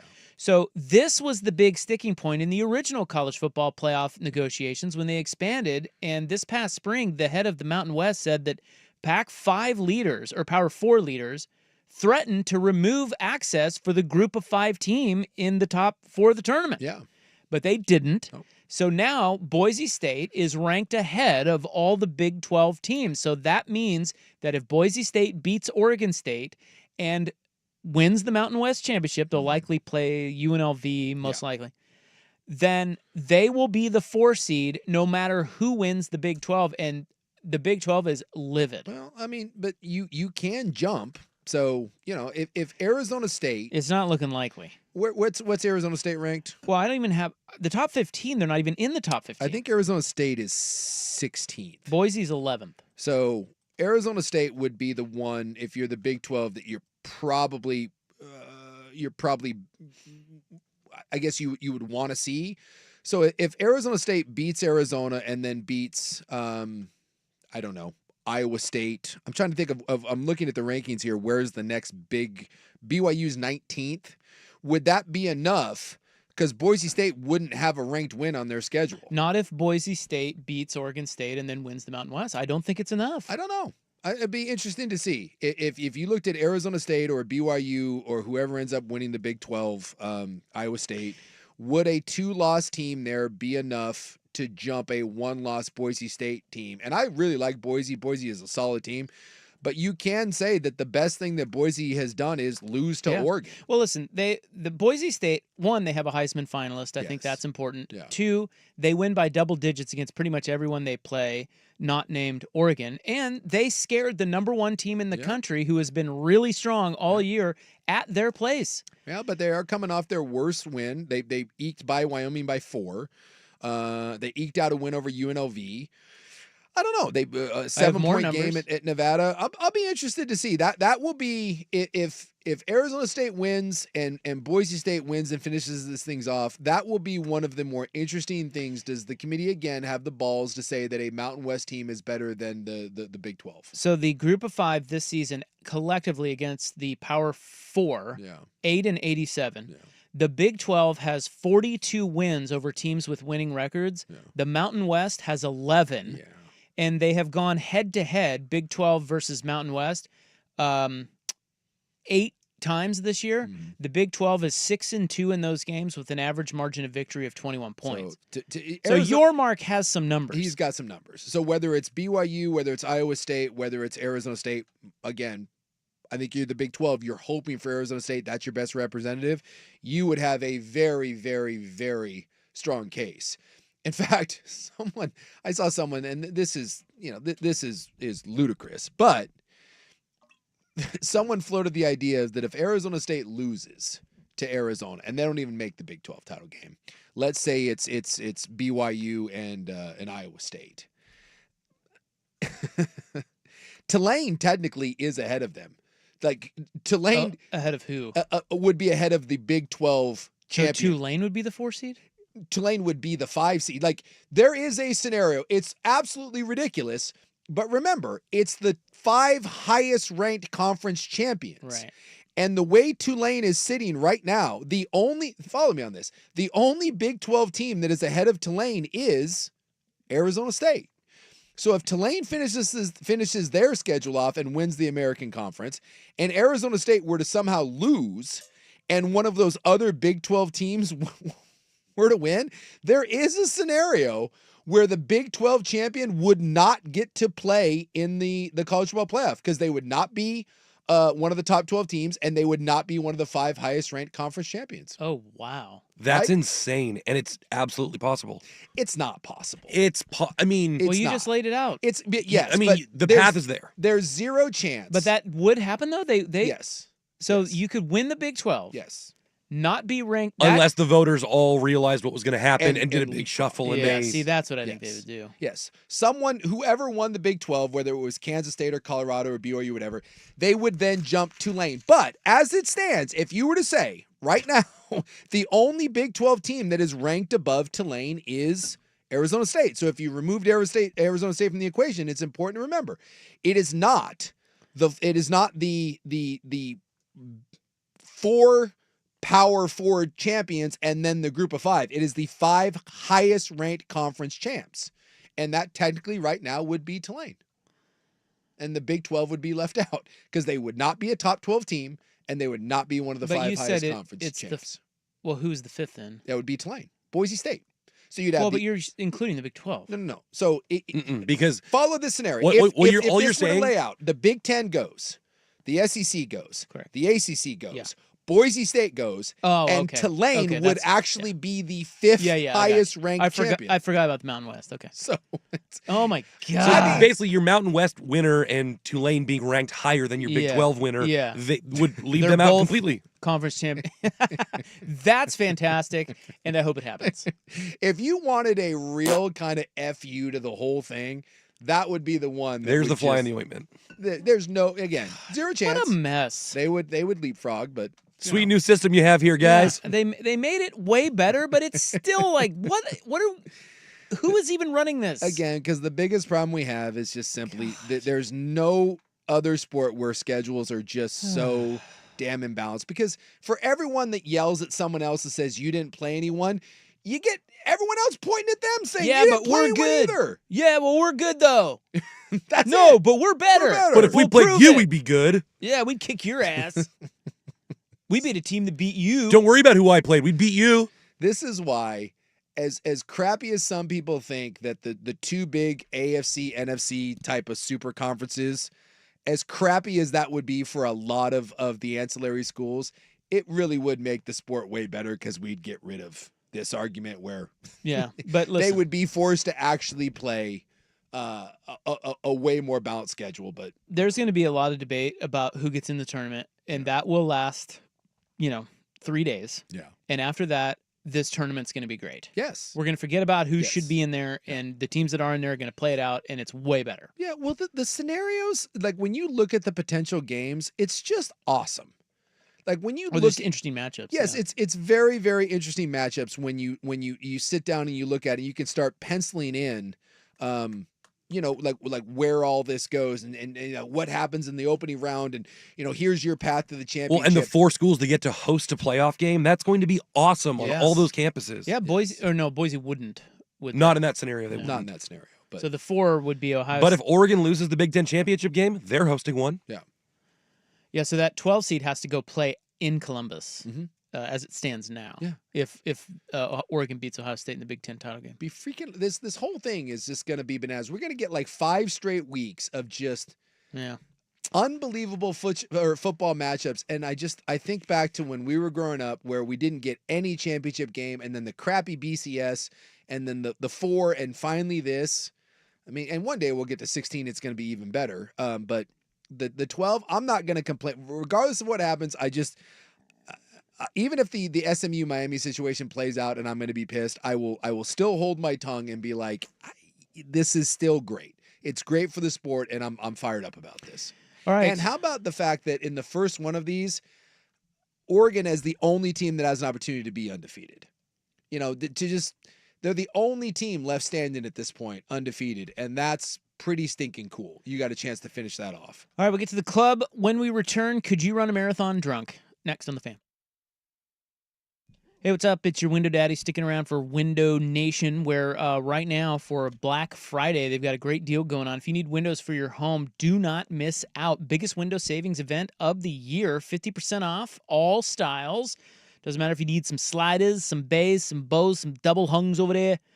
Enjoy more savings as well with 0% interest for 60 months. That, folks, is 5 full years of no interest. And for fan listeners, you guys, because you're so cool and they love you here in Portland, you will get an extra 10% off as part of Window Nation's special Black Friday offer. So hurry, this deal will end December 1st, which is a week from yesterday. Visit windownation.com, or you can call them at 866-90-NATION. That's windownation.com, or call them at 866-90-NATION. Tell them you heard it from Isaac on The Fan. Welcome to Staples. How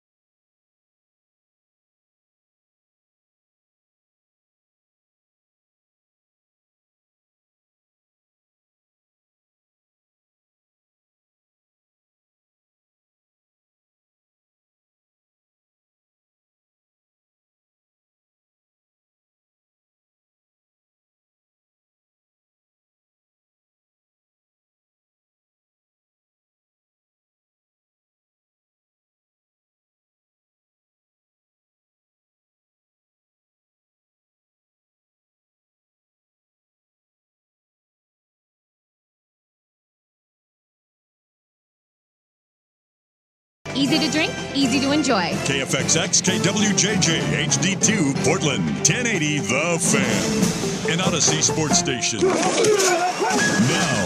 Now, from the Fan Sports Desk, a Sports Center update on 1080 The Fan. Brought to you by 808 Hawaiian Restaurant, mixed plates like Grandma used to make if your grandma were from the Big Island. Woodstock, Burnside, Beaverton, or online, ate-oh-ate.com. First on the Fan. On the hardwood out in Las Vegas, the Ducks outlasting number 20 Texas A&M Aggies, 80-70. The final as Oregon closes the game on a 10-0 run and improves to 6-0 on the season. On Maui for the second day in a row, Dan Hurley's number 2 Yukon Huskies lose again, this time to unranked Colorado, 73-72 the final. And just tipping off moments ago, number 1 Kansas taking on number 11 Duke. You can see that one over on ESPN. In the association, the Blazers announced that Matisse Thybulle is going to miss 3 to 6 weeks with an ankle injury. Rookie Donovan Clingan is going to miss at least 2 weeks with an MCL sprain. He'll be reevaluated after that period. And Robert Williams III is in the league's concussion protocol. Portland's off today and visits the Pacers on Wednesday. More sports scores and stories in 30 minutes. I'm Ryan Buckley, the 1080 The Fan Sports Desk.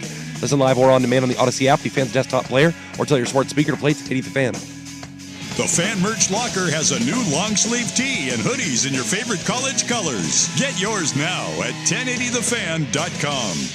The following show may contain adult themes not suitable for children. Shut the hell up. Club 1080 with Isaac and Souk. It does go well with a chicken. I didn't know hanging out with you was making me smarter. Full disclosure, Morty, it's not. Temporary superintelligence is just a side effect of the mega seeds dissolving in your rectal cavity. Oh, man. Yeah. And once those seeds wear off, you're going to lose most of your motor skills, and you're also going to lose a significant amount of brain functionality for 72 hours, Morty. Starting right about now. Club 1080 with Isaac and Souk is brought to you by Pub Beer, the official beer of cheap fun.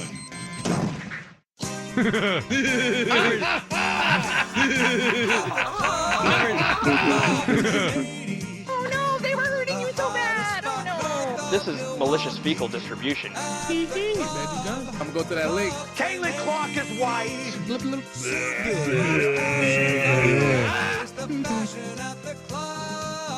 Pussy. I lost it there. Football's football. The only way to get better at it is to play football. Football's football. The best part of football is football.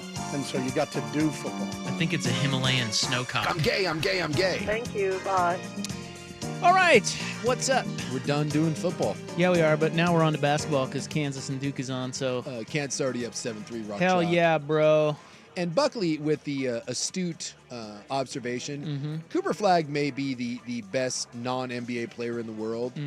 He desperately needs a haircut. Just a real haircut. Yeah, a real haircut. It doesn't... He doesn't have a hairstyle. It's just grown out like your toddler would. He does. It looks like he looks like a weird farm kid. May I defend him for a moment? You're going to defend that haircut? Well, I think yes. I'm going to try. All right, go for it, Kansas boy. That was a little bit of a low blow, I think, from a man who has no hair. I'm insulted as a man. 10-3, bitch. I'm insulted as a man that has no hair that he's doing that with his hair. Being a man of increase? I think he's just in a between stage. Yeah. I think that's what You that think is. he's trying to grow it out? Yes, I think eventually he'll grow that out, but it's just a tween. I think if you're asking him to style it better, that's a fair criticism. But right now, I feel like I mean, I know you're going to get sweaty in a second, so it doesn't really matter. But yeah, he looks like a little kid. Yeah, he does. Well, he's also like 12 I know years he's young, old. but he doesn't have to look that young. He's 12, right? I think he's 17. 17, 18. Yeah, he reclassified. You know, Justin Herbert went through some awkward hair phases For a sure. while. And now he's come out on the other side with a great head of hair. The facial hair? Nah. You could take a nice razor there. That'd be good. Yeah, that's a young man who needs to just stay clean shaven. It's not, well, you know, every young guy wants to have the facial hair, but... Facial hair is not for everyone. The long flowing locks is not for everybody. It's just His works for hair some, game- not for others. His hair game is great. His hair game is mean, though. But the facial hair, just cut it off, makes your hair look that much better. He's, it's like he's watching too many NBA games because I'll tell you what, no one leads sports in bad facial hair quite like the NBA. Yep. I mean, like there's James Harden and then that's about it. Like Damian Lillard, I love him, but I'm looking right at you, buddy. That Steph thing- Curry, too. Nah. Yeah, it's just brutal. But yeah, Cooper Flagg does need a big boy haircut. It's rough. And speaking of athlete hair, I saw this because I was watching the Raiders for some unknown reason. Why on earth would you do that? Well, I was interested Because in what Bo Nix is God? I was interested in what Bo Nix is doing. I tune in. I want to see his kind of growth and development. And the Raiders have a great rookie that no one's talking about because it's the Raiders. Oh. Dude, Brock Bowers is the truth. He's awesome, and he needs hair help. Oh, my God. Like, he's got the Jordan Spieth thing going on. Yes. It is rough. It's really thin, and he hasn't kept it tight enough, so it's like wispy and thin over the front of his forehead. He took off his helmet on the sideline, and they showed a close-up of it, and, like, it was... He should just go the way of Suk. Pick that thing. It's bad. Someone needs to sit down with him and just be like, hey, man, it's over. God. It's over, dude. It's like... Get with the hair restoration, people. Get with Brady, or just call it good at this point. Just shave it. Isaac, do you think Duke will score more than 3 points tonight, or no? I don't think so. I feel like Kansas is on pace to win this 97-3. Yeah. I like that for you. Hey, I got my money on the J. And Kansas getting 4.5. So yeah, you know, catching points. Come on. I got to tell you guys, I as a Kansas fan, and I am a Bill Self homer, so I am very biased here. Yeah. Anytime that dude's catching points. Yeah.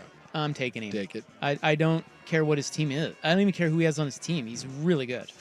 That's how you do it. He's really good. Just grab him. Well, right now, they're up 10 on the stupid Dukies. Actually, at 14.5 if you're gambling on it. Rock chalk. That's right. The question is, do we go for the middle? I was just going to ask you in the break, when do we play the middle? Yeah, I got to check the line. What's the line? You got a live? I haven't looked at it. I'm trying to do my job. Yeah, I know. Can we go to break or something? I don't want to. We can. It's actually time to do that. We have business to take care of here. We have money to win. It is technically 6:12, so yeah, let's go. You'd be right on the clock. While we look up live lines and try to hedge back. Let's see if I can. It's not a hedge. It's a middle. There's a difference. Chance to double up. That's for free. right. Double for nothing. I love it. All right. Well, anyway, we'll take a break. Gambling is fantastic. Could you run a marathon drunk? Next on The Fan. I thought we were playing Capture the Flag.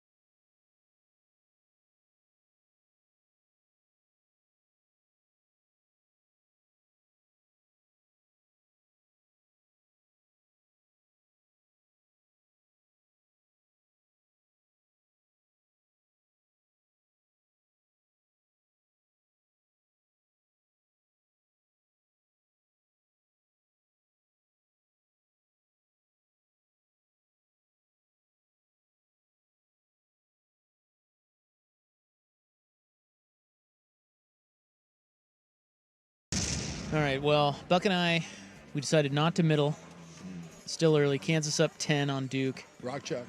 But Duke hanging in there on the money line and the points. They're still only, it's like +1. Okay. So. It started at, what, 4.5 when you got it? Yeah. The middle's too small. Yeah. But I also think it just looks like Kansas is going to win. 18-6 right now. So we're looking for more on the live bet. Understand. All right, so her name is Justine Hung? She's Hung. Hung. Huang. Hang? H-U-N-G. Hung. Huang. Huang? Huang? Huang? Because isn't that like is that the same spelling as the Oregon State guy, the NVIDIA guy? Huang? Yeah, maybe. I think it's Huang. It's what? Huang. Okay. This is the whitest conversation we've ever had. Well, we're kind of looking to you for help. Aren't you married to an Asian? So now you're saying all Asians are the same? I'm not married to a Huang. You're not running for president of Asia. Yeah. Yes. No, but I isn't there am not married to a the proper president of pronunciation of that? Well, there is a difference between Japanese, You don't Korean, know which either. I'm This is the familiar problem. with. You don't know either. So we're all idiots. Yeah. And very white. Her Then name the is bonus rewards program kicks her in. name is Justin Huang, according to Justin. Or Justine, sorry. According to Now you're committing hate Buckley. crimes over here.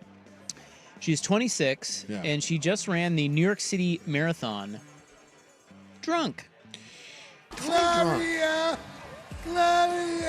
Well, she says she likes to push herself, but drinking to the point of being unable to break any records reminded her that running is actually fun, especially when roughly 7 alcoholic drinks are involved. I would say 7 for most people would probably... So she had 7 cocktails. I would probably consider that drunk. She says, as a competitive person, I have the mindset that I want to run as fast as I can, but forcing myself to slow down this time, spending time with spectators and friends who came out to support me, made this experience so much better than I thought. Well, she didn't get the opportunity to run the Bank of America Chicago Marathon and the New York City Marathon 3 weeks apart, since both are hard to get into. So the lottery for the New York City Marathon has an acceptance rate of 4%. Yeah, because like those big ones, you don't just get to show up. You have to qualify for those and put in your time. And yeah. So she did not have to go through the lottery. She bypassed that. She snagged one of the 14,000 slots allocated to charities who give bibs to runners who fundraise for them. Okay. So she relied on the lottery for the Chicago Marathon, where there's like 120,000 runners applying for 50,000 spots. Once she learned she had received a slot, she decided to run for speed at Chicago and run for vibes in New York City. I like that we're doing vibes. That is such a millennial statement. That is. I'm doing this one for speed, but I'm doing this one for vibes. This one's for vibes. So... if you do it for vibes, shouldn't you take like an acid tablet or some mushrooms? Hey, whatever vibe you want, man. I feel like that would be like that's a more enjoyable marathon. Your vibes might be different than her vibes. That's your true. race, your vibe, bro. So, bloop, bloop, bloop, bloop, bloop, bloop, bloop. Both marathons draw huge crowds, right? Yeah. So Chicago has like 1.7 million spectators on the course. New York has over 1 million. So when she raced to meet her goal time in the Chicago Marathon, she was not able to interact with the crowd and her friends who came to support her. So her goal in the New York City Marathon was to engage with the spectators that were cheering her on. Well, she said, I wanted to eat all the food I saw and then drink whatever the spectators were bringing. That was my plan going into the race, but I didn't expect how much food and drinks there would be. She started with candy. Then the first guy handed me, I think, a shot of Hennessy. After that, it got really, really lit. Can I just say that this lady is now my hero? This is awesome. She is great. Yes. And there's photos of her, and it's hilarious. Yeah, I see right here. Well, the BTJ does not run marathons, but she ran a half marathon last year in Arizona, and she's running one this year like in somewhere in Northern California. And I feel like this needs to be part of their half marathon. Yeah, you should do one in Napa. I guarantee there's booze out there. Yes. This is, the photos of her running this thing are freaking awesome. Yeah, she's all house. She looks happy smiley. as can be. She is. because she was drinking. Yes. Then she said 3 people handed her beers, and her friends who came to cheer her on brought her another shot of liquor. She detailed her full drunk running experience in a TikTok that has amassed almost 4 million views. Yeah. In all, she estimates she had 4 or 5 shots of liquor, and then maybe 4 or 5 half cups of beer. Of course, now we're getting the professionals that are saying that this is a terrible idea. And you need to stay hydrated. And well, you're getting the fun police that are being real staboners in this whole thing. Staboners. Get out of here. Let the lady have some bonus fun. No awards one's program collapsing kicks and in. dying at the Chicago Marathon. There's paramedics there. She also was given a red Solo cup of Prosecco. New York City running coach Elizabeth Corkum, known as Corky in running circles, said, of course, Corky. Dehydration is a big concern during a marathon, even without the alcohol. She loves her post-race beer, but said, alcohol and running do not mix. I beg to differ. Alcohol Shut up, Corky. Here's Exactly. Here's what Corky said. She Zip said, it. alcohol is poison. It's a fun poison, but it's poison. And so for a runner, it's going to do a couple of things. First off, it's diuretic. So depending on how much is consumed, it might actually impact that athlete's dehydration. Alcohol can also get in the way of our body's ability to really utilize carbohydrates efficiently. I just want you to know that. Dude, am I the only one No. when it comes to stuff like this that it drives me crazy when people act like everyone that's competing in something like this is in it to run their best PR time or to break some sort of record? Doesn't anyone understand that sometimes people just do things to have fun and alcohol makes things more fun? Lighten up, Corky. God. Come on. This is so great. I love this lady. When we want Corky's input, we'll ask for it. Exactly. She said her stomach was surprisingly fine with all the snacks and drinks. She said she did fine. She made it. Yeah, first time consuming anything other than gummies and water and electrolyte drinks for a long run. So you're wondering how fast she did the Chicago Marathon. That was the one that she was trying hard. Speed versus vibes. 4 hours and 14 minutes. Which I have no idea if that's a good time, but in Chicago. And the one where she was drunk, 5 hours and 36 minutes. But I bet you that one was 1,000 times funner and more memorable than the one that she ran 14:14. And here's the thing. You didn't win either one. You're not going to win either one. Lighten up. I love this lady. Put a little more whimsy in your life. Add some smoking and alcohol to whatever physical activity you're doing. Smoking? The greatest photo of all time is that, is it Len Dawson, the Chiefs quarterback, at the halftime of Super Bowl I? He's got a GD Fresca and he's got a heater in his mouth. I'd encourage you not to loop Corky in on this one. Yeah. I'm sorry, but Len Dawson was in flavor country at halftime. That's amazing. It just is. You can't tell me anytime you see someone doing something active, but they've got a cigarette in their mouth. When I lived in La Center, the La Center All-Stars, there was a lady that would jog, and she was hot. She was an in-shape lady, and she would smoke, and I just love. Jogging? Wild jogging? Yes, she was like we called them the Center All-Stars. We had the Mexican shuffler, we had the sea captain, and there was the smoking jogger who was legitimately hot.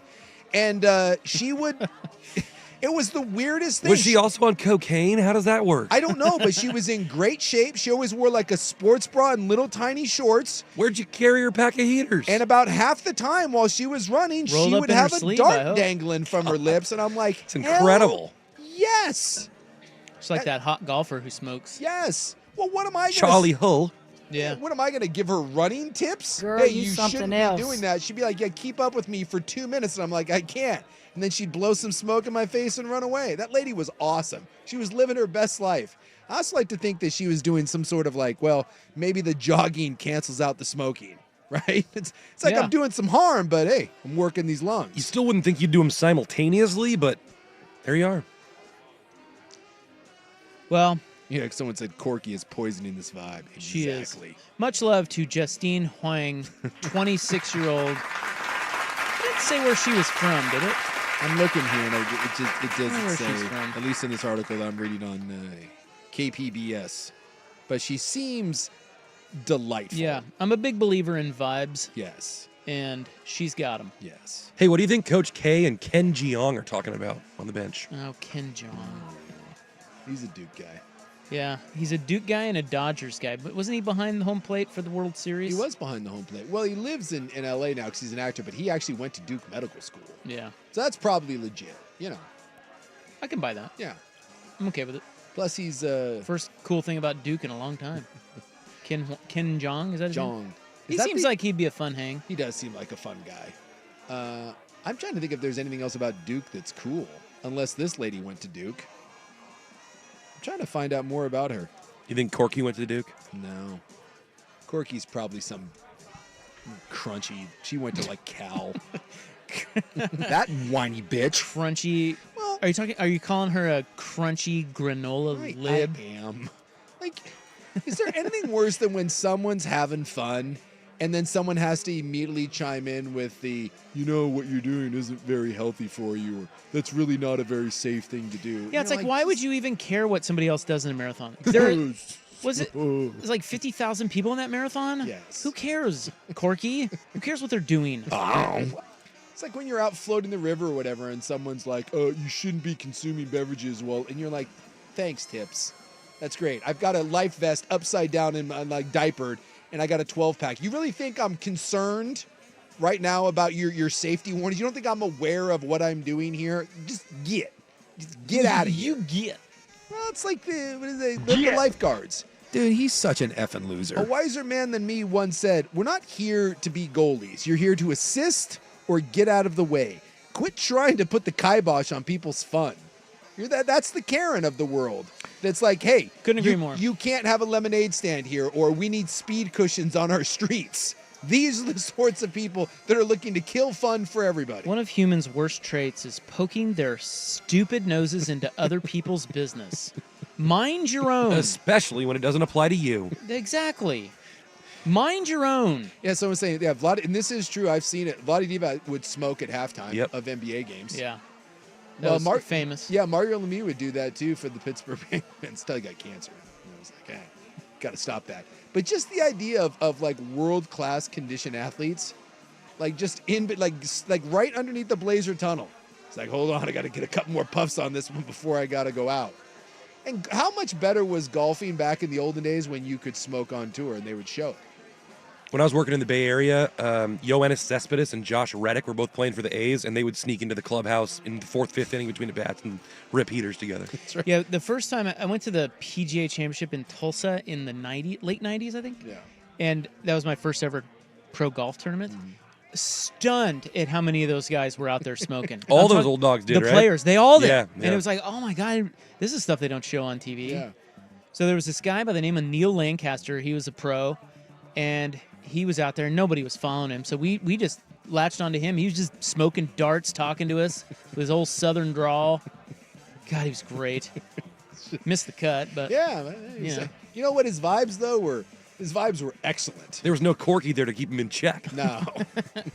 We certainly weren't keeping him in check. And it's great that her name is Corky. If you're going to have someone that's going to rain on your parade, wouldn't it be someone named Corky?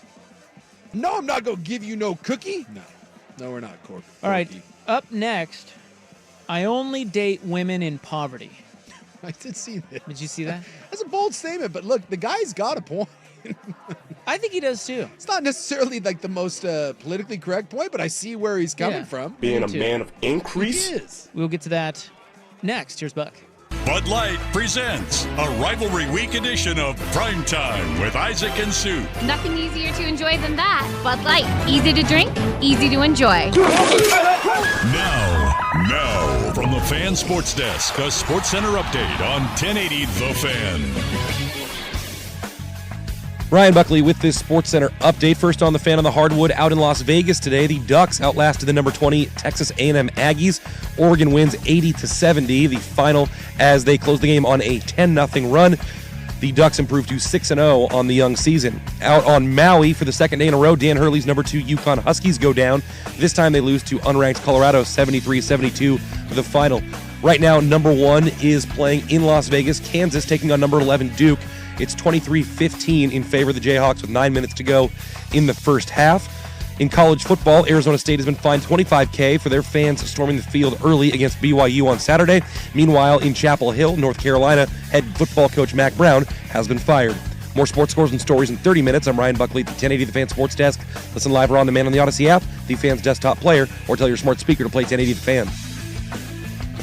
Jump back to earlier parts of your favorite fan shows on the Odyssey app. The only way to rewind Portland's sports leader.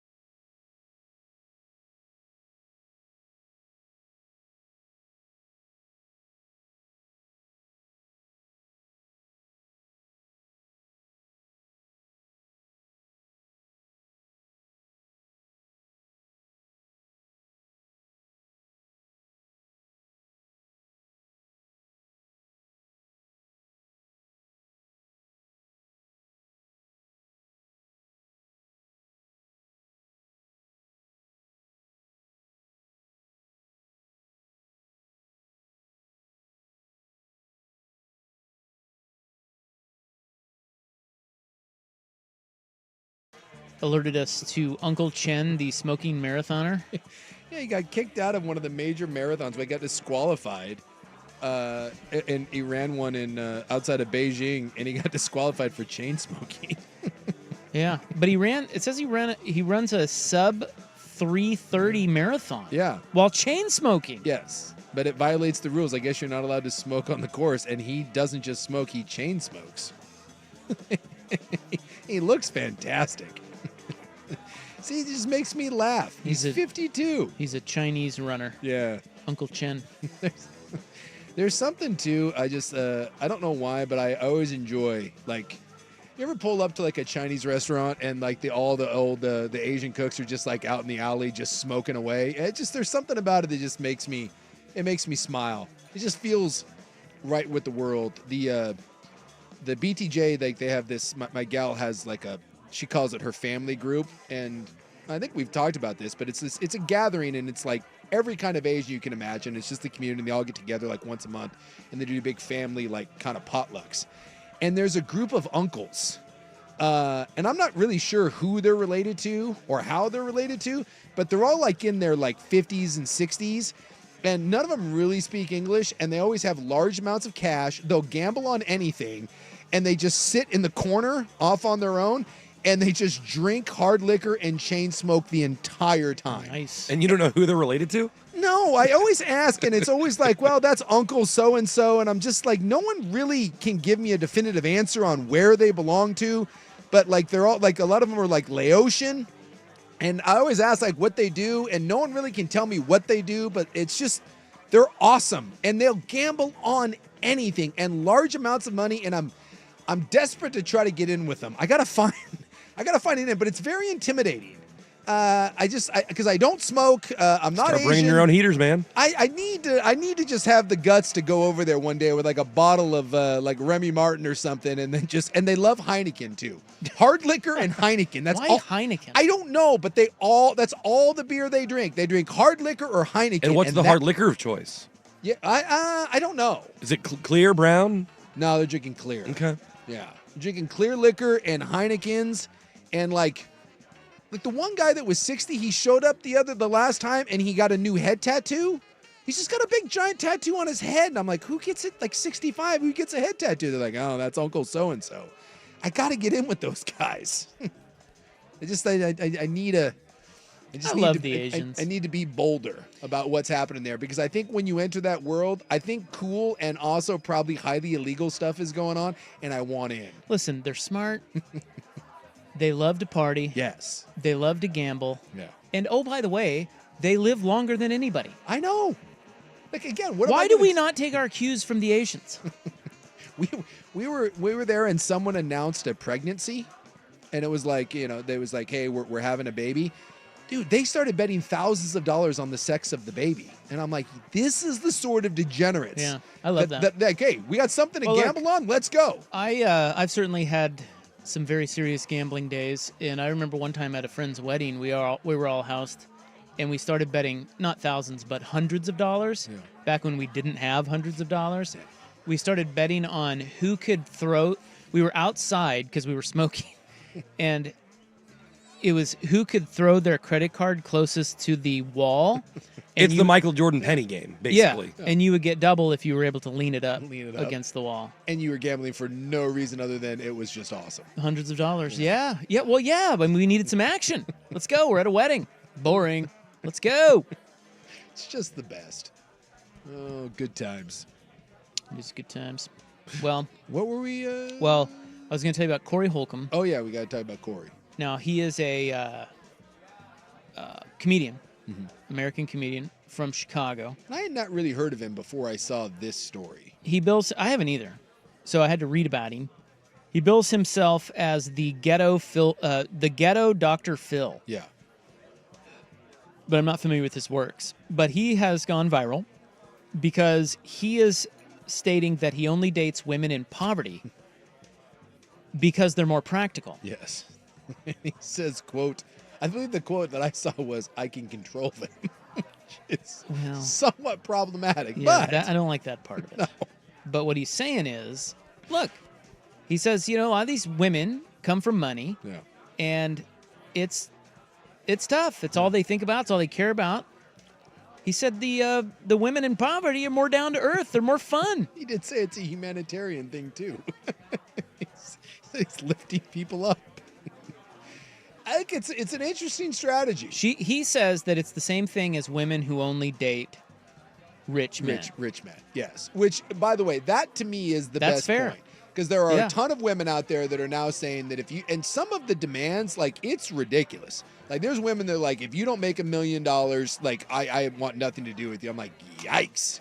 Yeah. And so why is it okay for that, but not okay for a guy to do I'm only dating poor? Being a man of increase? But to be honest with you, isn't that the whole notion of rich old guys anyways? Yeah. Yeah, I mean, he's just being a little more outwardly about it. He's not necessarily a rich old man. Yeah, I don't know. Why would you be outraged by this?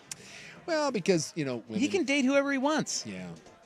And by the way, I mean, it's not a bad way to go if you want to cut out the superficial crap from your life. I think it probably stems from the part that he's targeting a certain demographic because he can control them. Yeah, I didn't better. like that part. I did not read That's that he probably said what that. people don't like. That's not my favorite. But at the same time, couldn't you say that women that date rich guys, I mean, there's like entire websites that are dedicated to, are you young and hot and do you want a rich guy? I mean, they made a show called Who Wants to Date a Millionaire? You're targeting a specific person. What was that show? Who Wants to Marry a Millionaire? Oh, yeah. I remember that. I don't remember that. You don't remember that? No. Yeah. Who Wants to Marry a Millionaire? And then, of course, the guy who was the millionaire ended up not being a millionaire. Not Was this being a dumb millionaire. reality scam? Yeah.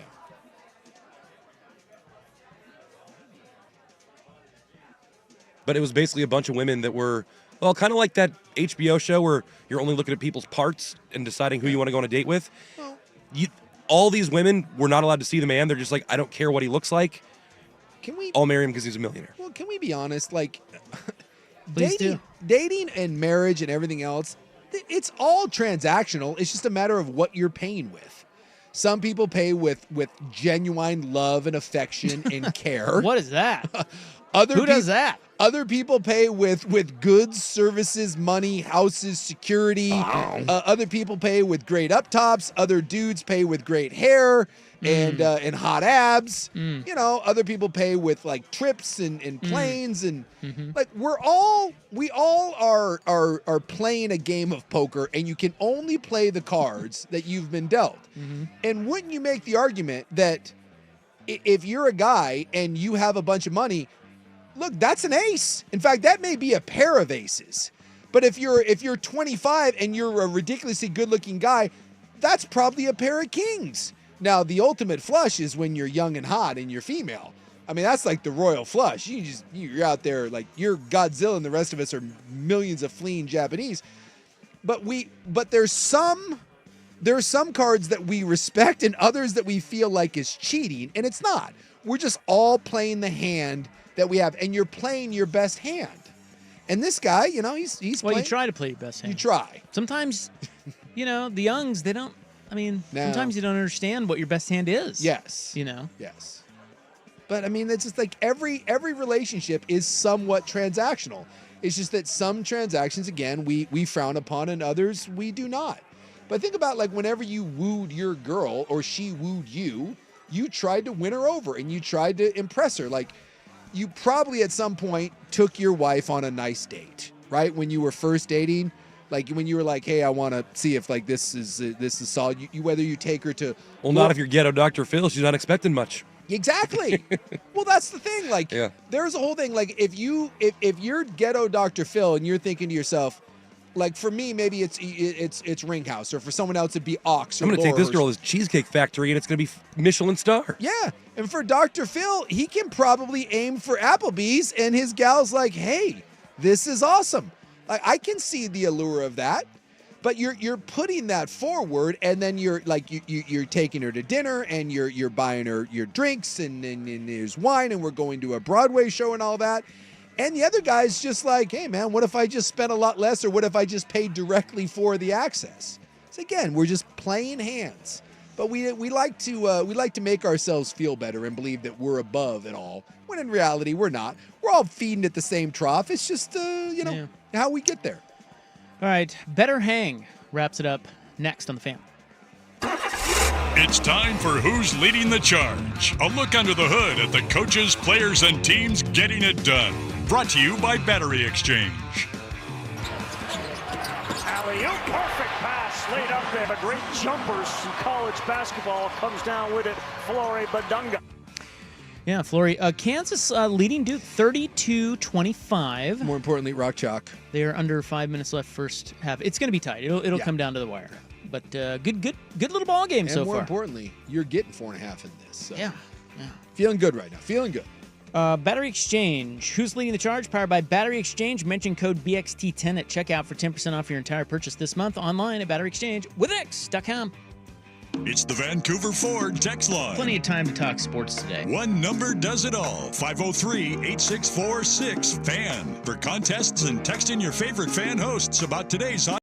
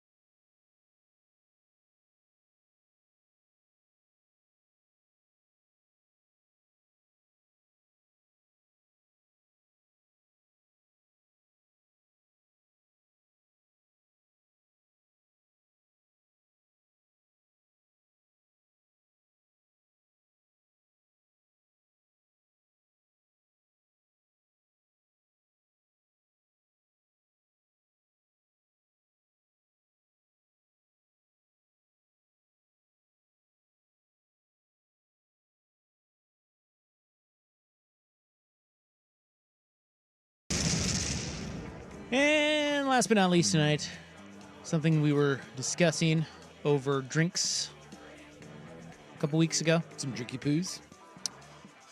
Yeah. The topic came up, and I don't know how. You know how that goes. That's usually what happens. Yeah. Yeah. But we were discussing who is a better hang. Who would be a better hang? Who would you rather hang with, okay?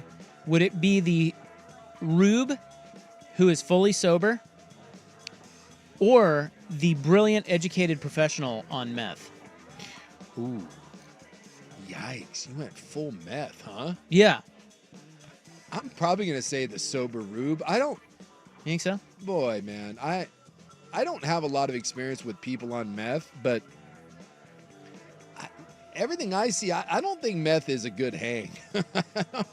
I just that I feel similarly that I feel that's a lot of like I don't need to that's itchy fraternize face with the and, meth people. No. Now, I get it, like the meth head, like the people that like I see on the street, like that I ride the bike by, like that's all meth, but is there such a thing as just like casual meth? Like well, just a baby hit?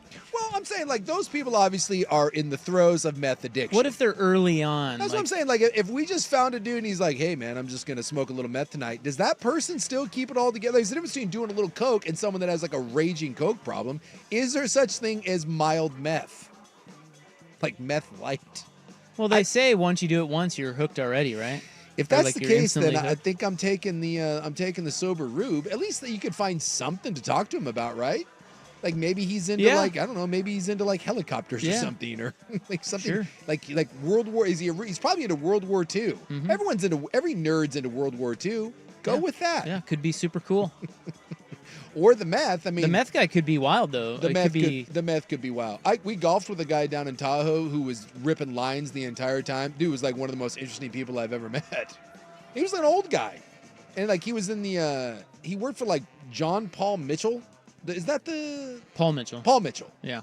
Yeah, that's the salon. Yeah, the salon guy. He was in the salon business. Oh my goodness. He was telling me about like what it was like in the 70s and 80s. Oh yeah. It was like radio back in the day. Oh God. And he's still hanging on for dear life?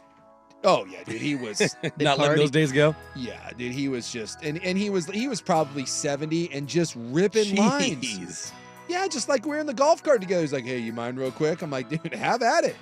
He was telling all these stories about like the Playboy Mansion and this and that, and some of the stories were uncomfortable, but I mean it was a hell of a round.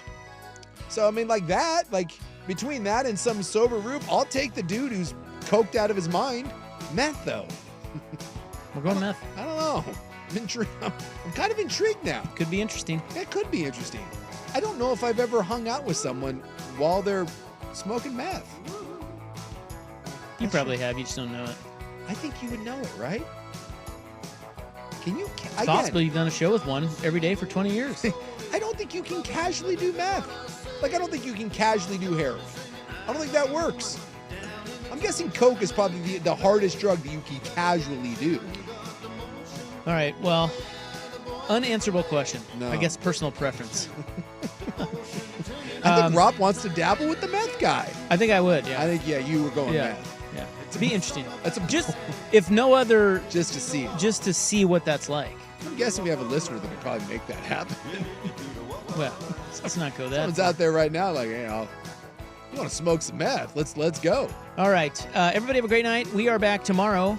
Not 3 to 7. Probably around 4. But we'll be on after the Oregon game. So see you tomorrow on The Fan. Good night.